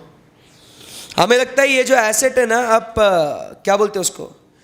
10 years नहीं, it can go up to how many years? 20 years. So आप अभी वो उसका इफेक्ट, प्रोस्पेक्टिव इफेक्ट दोगे ना. पहले रेट्रोस्पेक्टिव इफेक्ट देते, आप क्या देंगे? प्रोस्पेक्टिव इफेक्ट देंगे. सो आपके मेजरमेंट्स वगैरह सब चेंज हो गए ना. बराबर.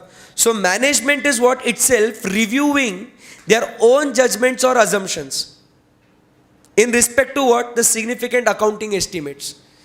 पहले उन्होंने खुद कुछ अकाउंटिंग एस्टिमेट लगाया था, वो बराबर है क्या नहीं वो अपन चेक करेंगे. बट अब वो क्या कर रहे हैं? वो उसको चेंज करना चाहते हैं उस एस्टिमेट को जो उन्होंने ऑलरेडी बनाया है. तो वो भी एस्टिमेट सही है क्या नहीं है वो भी चेक करना पड़ेगा ना अपने को. बोलो यस और नो? यस. इसको अपने को रिव्यू करना है, because these are the circumstances where judgement of the management are involved. It includes what?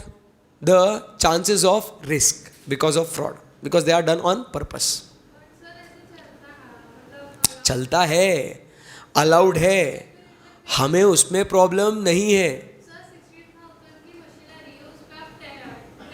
60,000.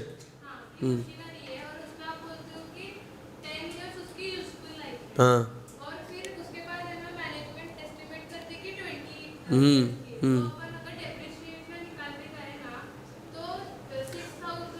Prospective होएगा ना वो इफेक्ट जो भी होगा वो.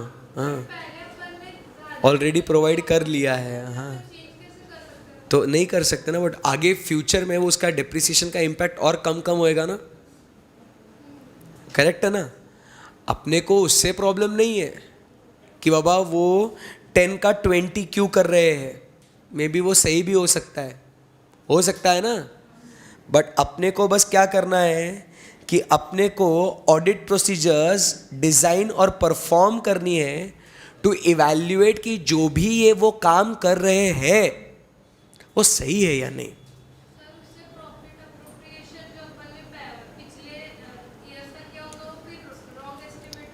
नहीं होगा बेटा. Try to understand. तुम बात नहीं समझ रहे हो. तुम, मैं जहां पहुंचना चाहता हूं तुम वहां नहीं पहुंच रहे हो. तुम प्रॉफिट एंड लॉस अकाउंट में अटके हुए हो. सही है ना. मेरी बात को समझना. सब लोग एकदम ध्यान से सुनो. सी, फाइनेंशियल स्टेटमेंट्स बनते हैं ना. हाँ, उन फाइनेंशियल स्टेटमेंट्स के अंदर बहुत सी चीज़ें होती है जिसके अंदर अकाउंटिंग एस्टिमेट्स हम लोग कंसिडर करते हैं. It can be in respect to contingent liability, depreciation, useful life, बहुत सारी चीज़ें होती है जहाँ पे एस्टिमेट्स हम लोग यूज़ करते हैं. सी, पॉइंट व्हाट इज दैट कि जो एस्टिमेट आप यूज़ कर रहे हो, जो एस्टिमेट आप लगा रहे हो, क्या वो एस्टिमेट अप्रोप्रिएट है या नहीं. बराबर कि नहीं. एज एन ऑडिटर आपको वो चेक करना है. बराबर. आपको उसका रीजनेबलनेस चेक करना है. पॉइंट क्लियर है. सो वो एस्टिमेट बराबर है या नहीं वो चेक करते हैं हम लोग बी वाले पॉइंट में. देखो क्या लिखा हुआ है. Review the accounting estimate for basis and evaluate whether the circumstances producing the bias if any represent the risk of material misstatement. क्योंकि अगर वो estimate, since it is a subjective matter, it is a judgment of the management, there may be what? Bias. बराबर के नहीं. कि they may put such accounting estimate in their favor, barabar, which will show that their performance is good when actually it is not. Correct hai? So we need to as an auditors evaluate whether that accounting estimate is appropriate or not. Point number 1. Barabar. We establish that it is okay. In future maybe some events may come across that may indicate that there is a change, there is a need to change that accounting estimate. हो सकता है ना. बोलो yes or no. So again the point over here is okay, you change, we don't have any issue. उसका effect आप retrospective नहीं दोगे, prospective दोगे, ये भी हमको मालूम है. हमें उसमें भी कोई दिक्कत नहीं है, बट जो रिवाइज एस्टिमेट आप जो सिलेक्ट कर रहे हो अपने को वापस वो भी तो देखना पड़ेगा ना कि वो रिवाइज एस्टिमेट वो अप्रोप्रिएट है या नहीं है, बराबर कि नहीं? Because that revise estimate again may be include what bias, बोलो यस और no. So that is what we are checking. जैसे बी वाले पॉइंट में हम लोग एस्टिमेट देख रहे थे वो सही है क्या नहीं, सी वाले पॉइंट में हम लोग क्या देखते हैं कि जो रिवाइज एस्टिमेट किया हुआ है वो रिवाइज एस्टिमेट भी अप्रोप्रिएट है या नहीं. We need to establish that. We are not talking about how it will affect the profit and loss और नॉट. आई बात समझ में? अब क्लियर हुआ? एंड डी वाले पॉइंट में क्या लिखा हुआ है कि अगर कोई transaction outside the normal course में हुआ है तो. सो पॉइंट्स क्या क्या है यहाँ पे? फर्स्ट पॉइंट, हम लोग कहते हैं मैनेजमेंट इंटरनल कंट्रोल्स को ओवरराइड करके फ्रॉड कर सकता है. इसके लिए हमने कुछ भी हो जाए ऑडिट प्रोसीजर्स परफॉर्म करके चेक करना है. नंबर 1 पॉइंट क्या, फर्स्ट पॉइंट क्या कहता है? बोलो ना, अरे तुम पढ़ ही नहीं रहे हो. Journal entries which are transferred to general ledger requiring adjustments, वो बराबर है क्या नहीं. Number 2, estimates, revise estimates and unusual transactions. It is in respect to response to management overriding the controls. And third point, bullet point क्या कहता है कि फिर ये सब काम करने के बाद you also have to determine कि और कुछ एक्टिविटी करने की जरूरत है या नहीं. क्लियर है एकदम? Yes, very good. 12th वाला हेडिंग पढ़िए, evaluation of audit evidence. Simple सी बात है ये. सो अभी तक जितना पढ़ा वो समझ में आ रहा है क्या आपको? बोलो हाँ या ना? हाँ जी, पढ़िए.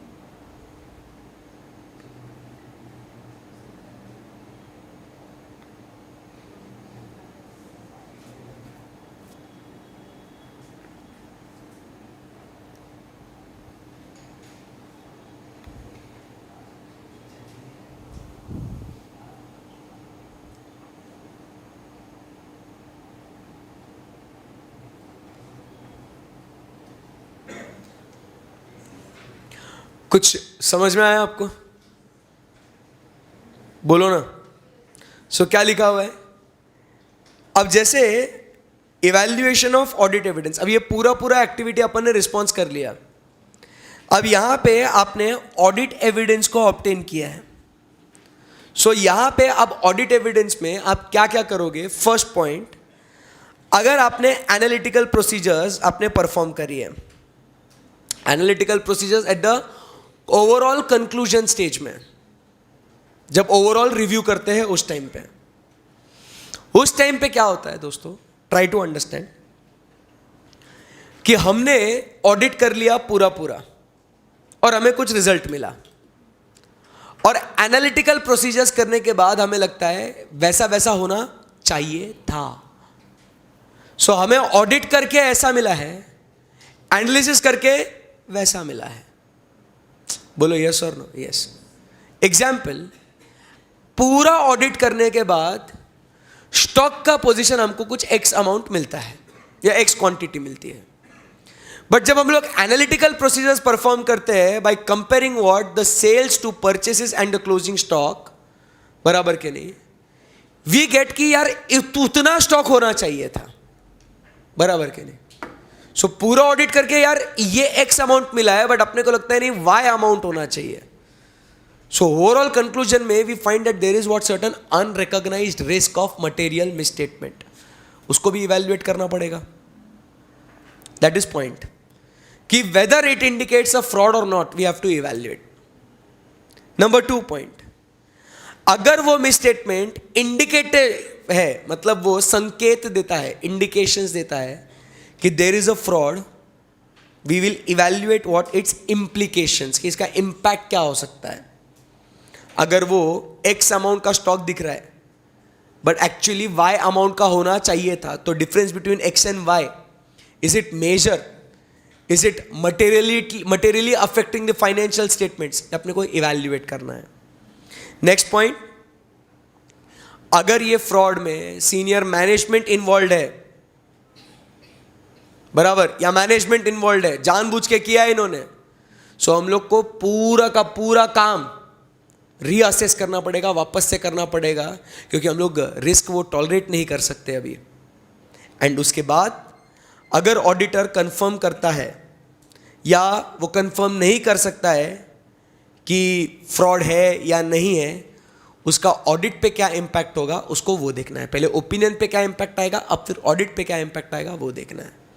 राइट. ऑडिटर अनेबल टू, बस खत्म होने आ गया स्टैंडर्ड, बराबर. बहुत छोटा है ना एकदम, ये बहुत मजा आ रहा है, है ना. Very good. आज एक ही स्टैंडर्ड होगा लगता है ऐसे, है ना. Auditor unable to continue the engagement.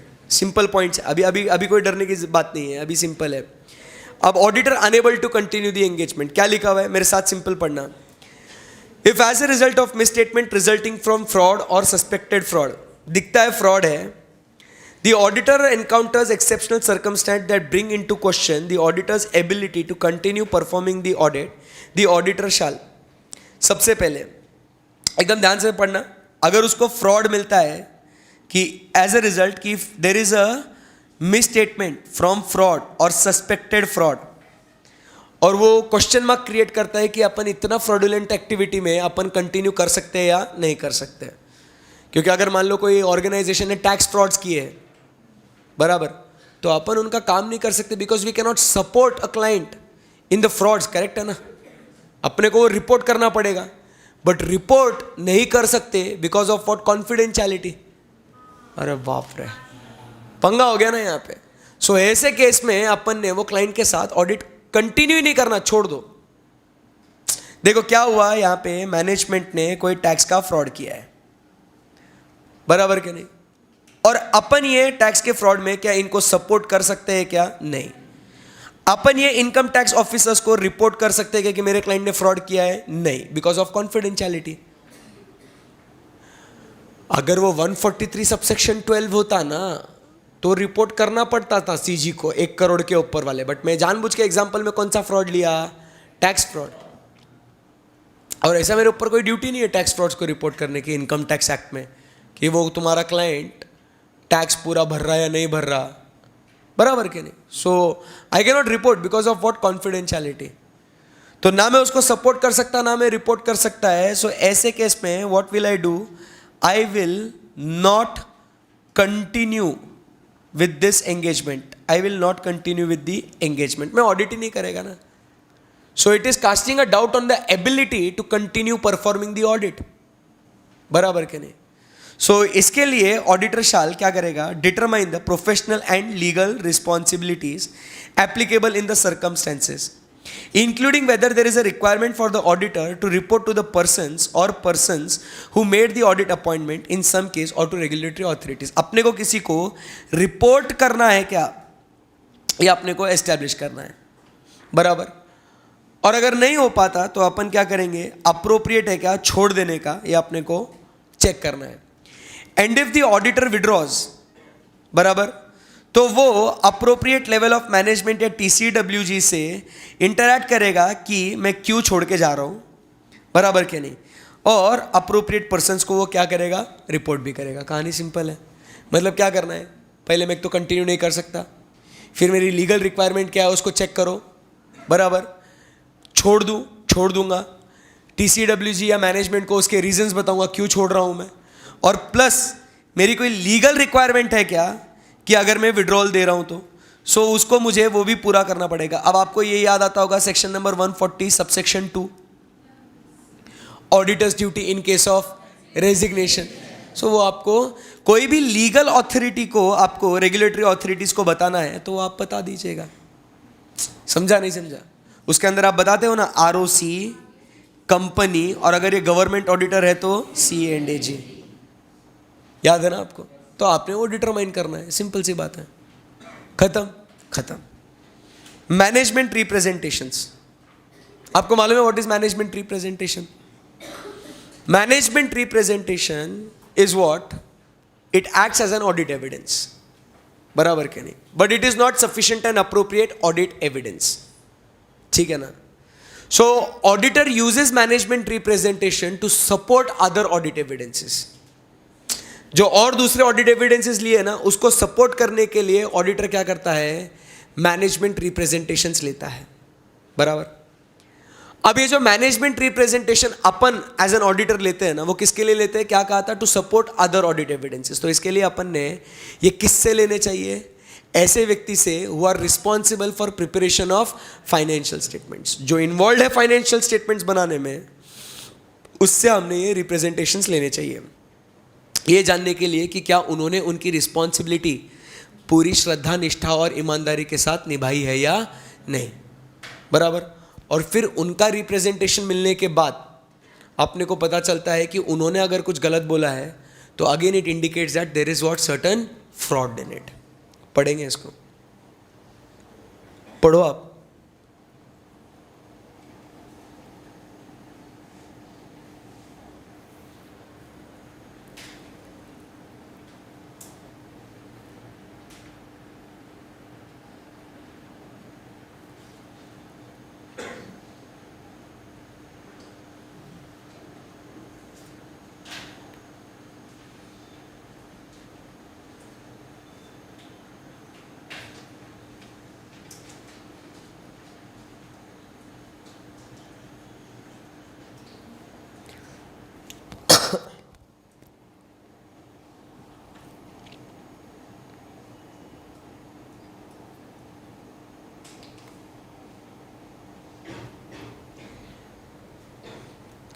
आपको अगर दिखेगा तो जो पूरे पूरे स्टैंडर्ड में जो अपन ने किया है काम, वो उसके अंदर जो जो अपने को मैनेजमेंट से लेना था, याद है आपको? We inquired with the management कि तुमने रिस्क असेसमेंट प्रोसेस कैसे किया। सो उसमें आप वो क्या बताएंगे? वो कि हमने जो रिस्क असेसमेंट प्रोसेस किया उसके रिजल्ट्स क्या है, वो आपको बता रहे हैं। हमें जो फ्रॉड के बारे में नॉलेज है वो हमने आपको बताया, बराबर के नहीं? जो अलीग्ड फ्रॉड है उसके बारे में हमने आपको बताया, वो रिटन रिप्रेजेंटेशंस के अंदर देंगे, because it is used to what? Support other audit evidences. तो पहले मैनेजमेंट से ये लिख के लेंगे अपन, और फिर अपन और अपने ऑडिट एक्टिविटी करेंगे। सो जो ऊपर अपन ने पढ़ा था ना, क्या बात है कि हम लोग मैनेजमेंट से इंक्वायरी करेंगे। सो वो मैनेजमेंट से जो इंक्वायरी करेंगे और उनसे जो जवाब मिलेंगे, वो जवाब हम लोग किसके थ्रू लेंगे? By way of written representation. लिख के दो तुम ये सब। आई बात समझ में? यस। कम्युनिकेशन विद TCWG, पढ़िए इसको, सेम पॉइंट्स मिलेंगे आपको।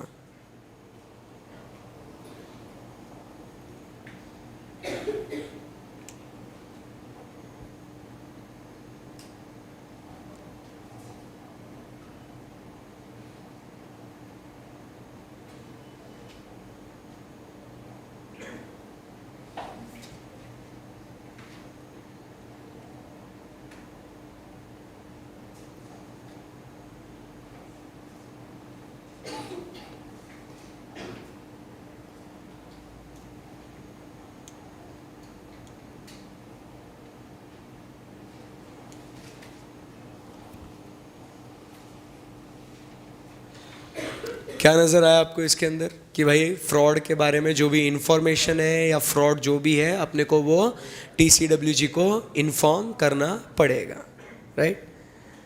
रेगुलेटरी या इन्फोर्समेंट ऑथोरिटीज़, अगर आपको रिस्पॉन्सिबिलिटी है आपके ऊपर तो आप ये रिपोर्ट करिएगा, बट अगर आपके वो रिस्पॉन्सिबिलिटी नहीं है, बराबर, तो आप ज़बरदस्ती नहीं कर सकते, because of what? The confidentiality. अगर रिक्वायरमेंट है तो करे, नहीं है तो ना करे। पढ़िए उसको। और लास्ट वाला पॉइंट, डॉक्यूमेंटेशन भी पढ़ लीजिएगा। ये सारी बातें आपको क्या करनी है?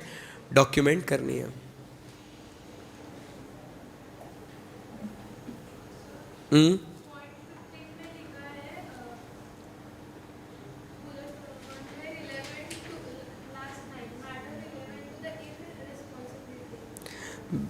क्या लिखा वहाँ पे? Communicate these matters on timely basis to appropriate level of management in order to inform those with primary responsibility for prevention and detection of fraud matters relevant to the क्योंकि तुम्हारी रिस्पॉन्सिबिलिटी थी और तुमने ये किया क्या, so you are so irresponsible.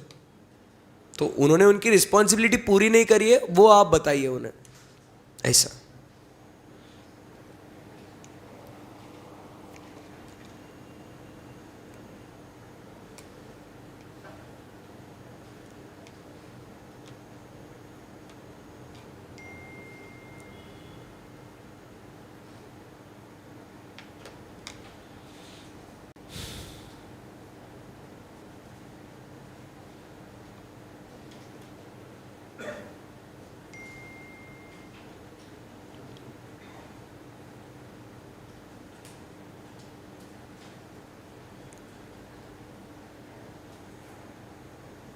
और documentation में आप देखोगे पूरा जितना भी अपन ने काम किया ना अभी तक, सारी चीज़ें उन्होंने वो रिपीट करी है।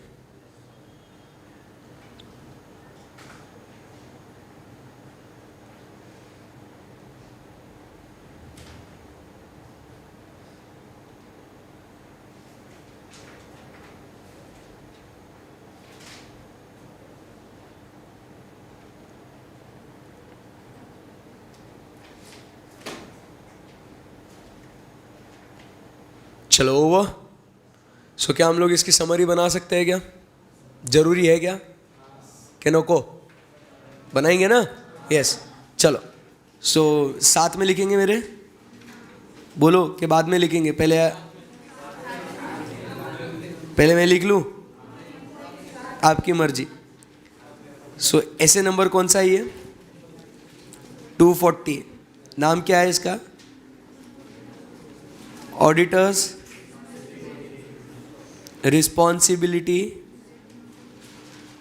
in relation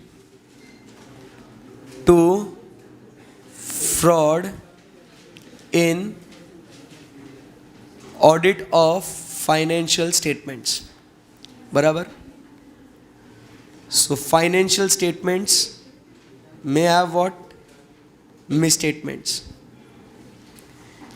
These misstatements can be as a result of what? ये आप ध्यान दे रहे हैं ना? These misstatements can be because of what? Errors and frauds. हाँ जी, पता नहीं सिंगल पेज में आएगा नहीं आएगा, तो इसके लिए आपकी इच्छा है वो रुक के लिखना है या बाद में, your call. To be very honest नहीं मालूम, तुम्हारे सामने ही बना रहा हूँ, तुम कितना लिखोगे उसके ऊपर है। सो फ्रॉड्स के बारे में बात करें, सो auditor is concern with what? The frauds. So auditor is concerned with frauds causing financial statements to be materially misstated. ये जो फ्रॉड्स हैं, ये फ्रॉड्स दो टाइप के हो सकते हैं। एक है फ्रॉड्यूलेंट फाइनेंशियल रिपोर्टिंग, और दूसरा क्या है? Misappropriation of assets. इन फ्रॉड्स का प्रिवेंशन एंड डिटेक्शन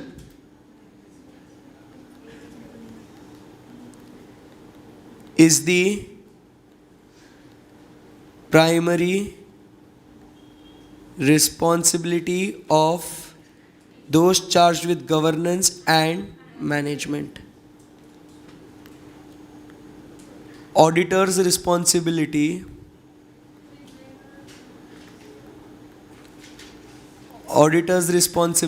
क्या है? First point, obtain which type of assurance? Reasonable assurance.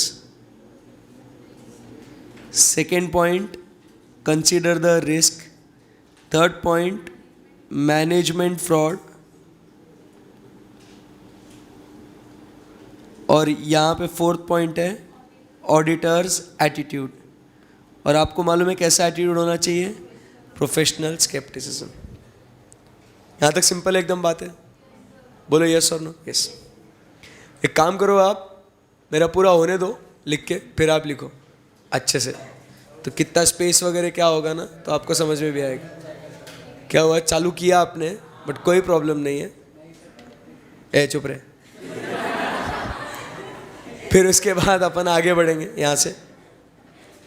सो यहाँ पे ऑडिटर्स की रिस्पॉन्सिबिलिटी अपन ने देख ली। अब इस रिस्पॉन्सिबिलिटी को अगर अपन देखें तो सबसे पहले हम लोग क्या देखेंगे? ये बोलो ना, हम लोग क्या देखेंगे यहाँ पे? ऑब्जेक्टिव। सो अपना क्या ऑब्जेक्टिव है यहाँ? आप बोलेंगे क्या? फर्स्ट,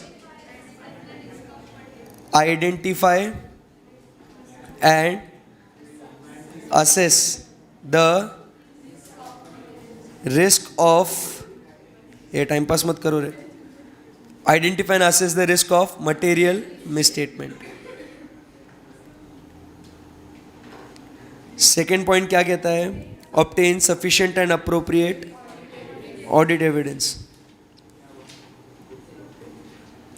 अरे हीरो चुप ना।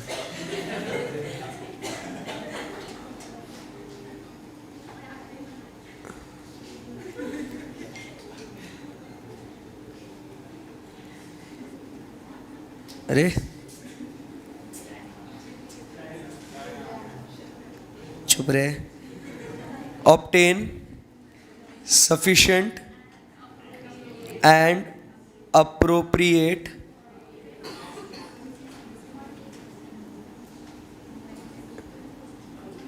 इसकी ऐसी की तैसी।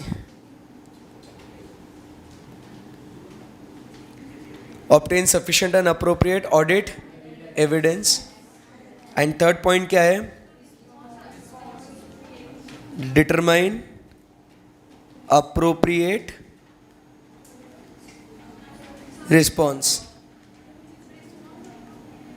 Respond appropriately, determine appropriate response, एक ही चना। ठीक है, determine appropriate response. Okay, clear है यहाँ तक एकदम? यस। फिर अब इसको, इन ऑब्जेक्टिव्स को अचीव करने के लिए what we have is the requirements. So requirements में हम लोग सबसे पहले क्या करेंगे? Step by step. So first हम लोग क्या करेंगे? We will maintain an attitude of what? Professional scepticism. साथ ही साथ there will be what? Discussion between engagement team members. बोलो यस और no. Discussion of engagement team. ठीक है, ये होने के बाद अपन आगे बढ़ेंगे। And what we will do is we will start with the risk assessment process.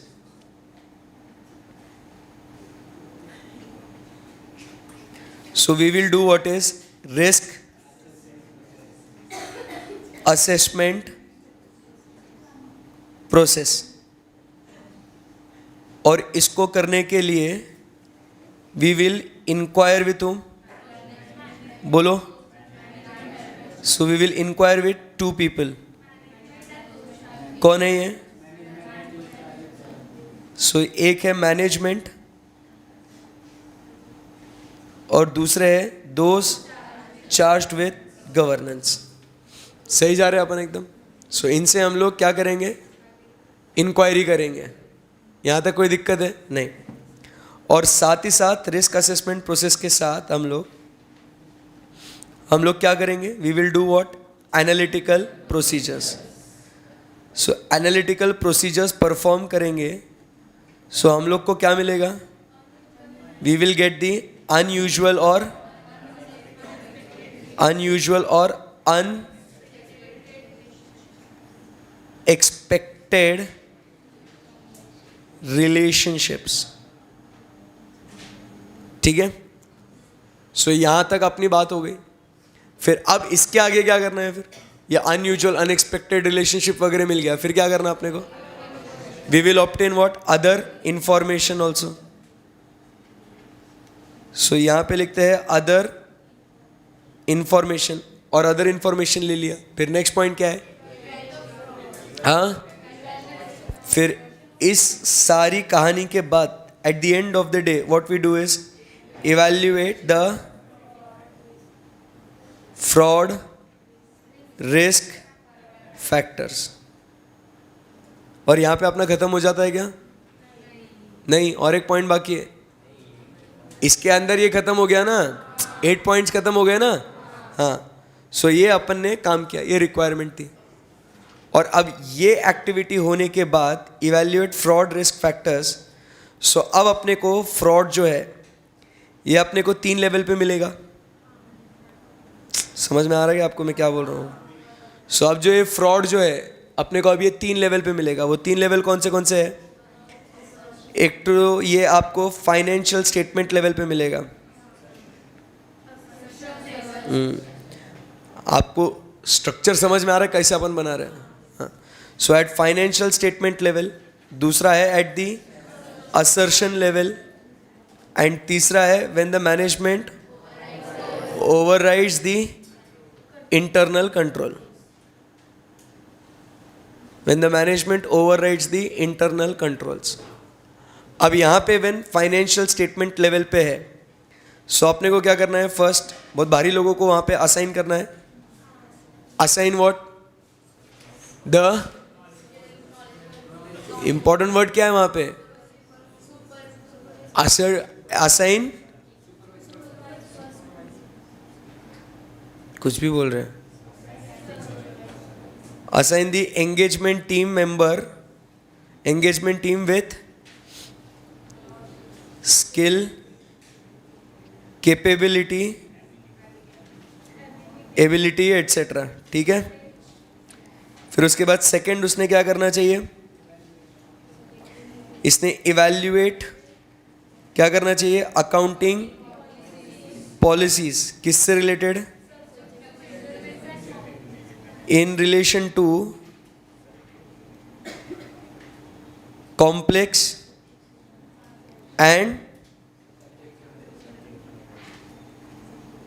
subjective matters.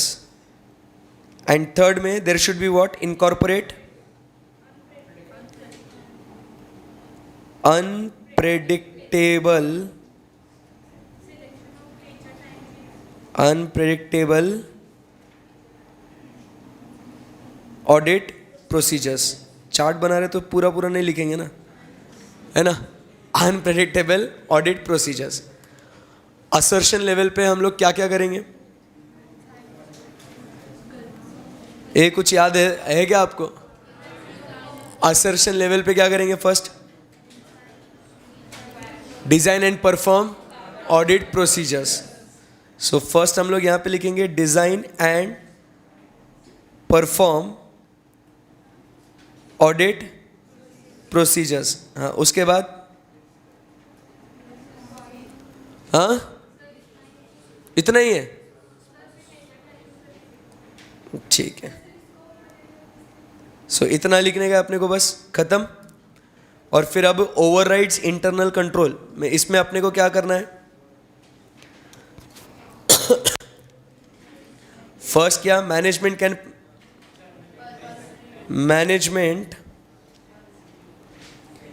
Can do frauds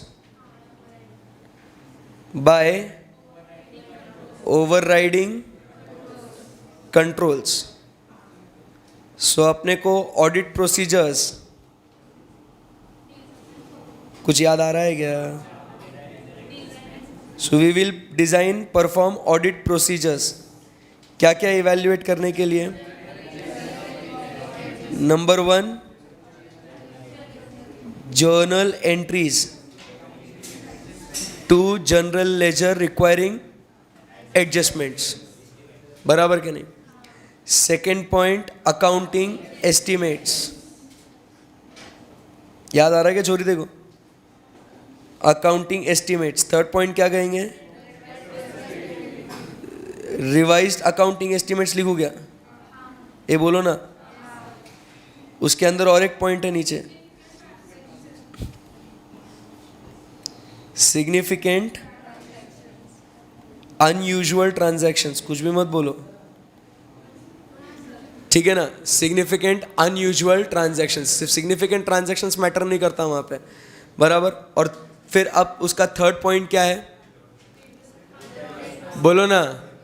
other audit procedures, अपने को परफॉर्म करने की जरूरत है या नहीं, अदर ऑडिट प्रोसीजर्स। यहां तक बात हो गई। फिर अब ये सब करने के बाद क्या होगा? एविडेंसेस मिलेंगे ना अपने को। हर एक लेवल पे जो जो काम करेंगे उसके बेसिस पे हम लोग को क्या मिलेगा? ऑडिट एविडेंस मिलेगा।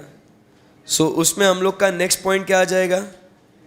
We will evaluate audit evidence. अब इसमें दो बातें होगी, ऑडिटर कंटिन्यू कर सकता है या नहीं कर। नेक्स्ट पॉइंट वही है ना अपना, बराबर, खत्म होने आ गया ना। सो इवैल्यूएट ऑडिट एविडेंस में फर्स्ट अपने को क्या? The auditor is, if auditor unable to continue the engagement, आपको अंदर क्या लिखना है वो मालूम है कि अपने को अपनी लीगल रिक्वायरमेंट क्या है वो डिसाइड करना है। विड्रॉल दे दो, विड्रॉ किया तो रिपोर्ट करना है टू अप्रोप्रिएट पर्सन या रेगुलेटरी अथॉरिटी। सेकेंड पॉइंट क्या ऑब्टेन करना है अपने को? Management return representations. जो भी आज तक मैनेजमेंट ने अपने को दिया वो अपने को क्या लेना है? Management return representations. ओके, उसके बाद क्या काम है? बोलो ना। और ये पूरा होने के बाद अपने को कम्युनिकेट करना है। किसको कम्युनिकेट करना है? To those charged with governance. ये पूरा इवैल्यूएट करने के बाद फ्रॉड के बारे में कुछ पता चला, so we need to communicate the information about the fraud. किसमें? रिटर्न रिप्रेजेंटेशंस में। क्या कि कम्युनिकेट करना है, ऐसा? ठीक है, तेरी इच्छा। सो यहां पे अपने को कम्युनिकेट करना है। तो बाबा दो लोगों को कम्युनिकेट करना है। कौन से दो लोग हैं? सो एक तो those charged with governance as per SA number 260 जो आगे अपन पढ़ने वाले हैं, बराबर, उसके अंदर लिखा हुआ भी है। So communicate as per SA 260। And दूसरा, अगर कोई regulatory and enforcement authorities, but इसमें आपको कॉन्फिडेंशियलिटी मेंटेन करना है, याद है ना आपको? बोलो ना। और अब ये सब क्या करना है अपने को? बोलो ना। लास्ट पॉइंट आ गया ना, we have to maintain what is the documentation. और ये वाला आपका पूरा ऐसे खत्म हो जाता है। इजी है क्या एकदम? बोलो हाँ या ना। सो बहुत छोटा सा चार्ट है, देखो। अरे आप समझो, इतने कितने पन्ने, 5-6 पन्ने का जो ऐसे है, अपने एक पेज में उसको खत्म कर रहे हैं ना, उसको एक पेज में खत्म हो जाएगा ना। ठीक है, हॉरिजॉन्टल इसमें लिखना शुरू करो, लिखना।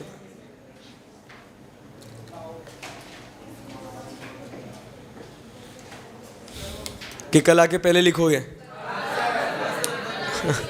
अरे कैसे लोग है रे? हाँ, अभी लिखना है या कल आके लिखना है? फोटो वोटो कुछ नहीं, कल आके लिखोगे? ओके चलो ठीक है, कल आके लिख लेना। Thank you very much, see you guys tomorrow, bye bye, take care.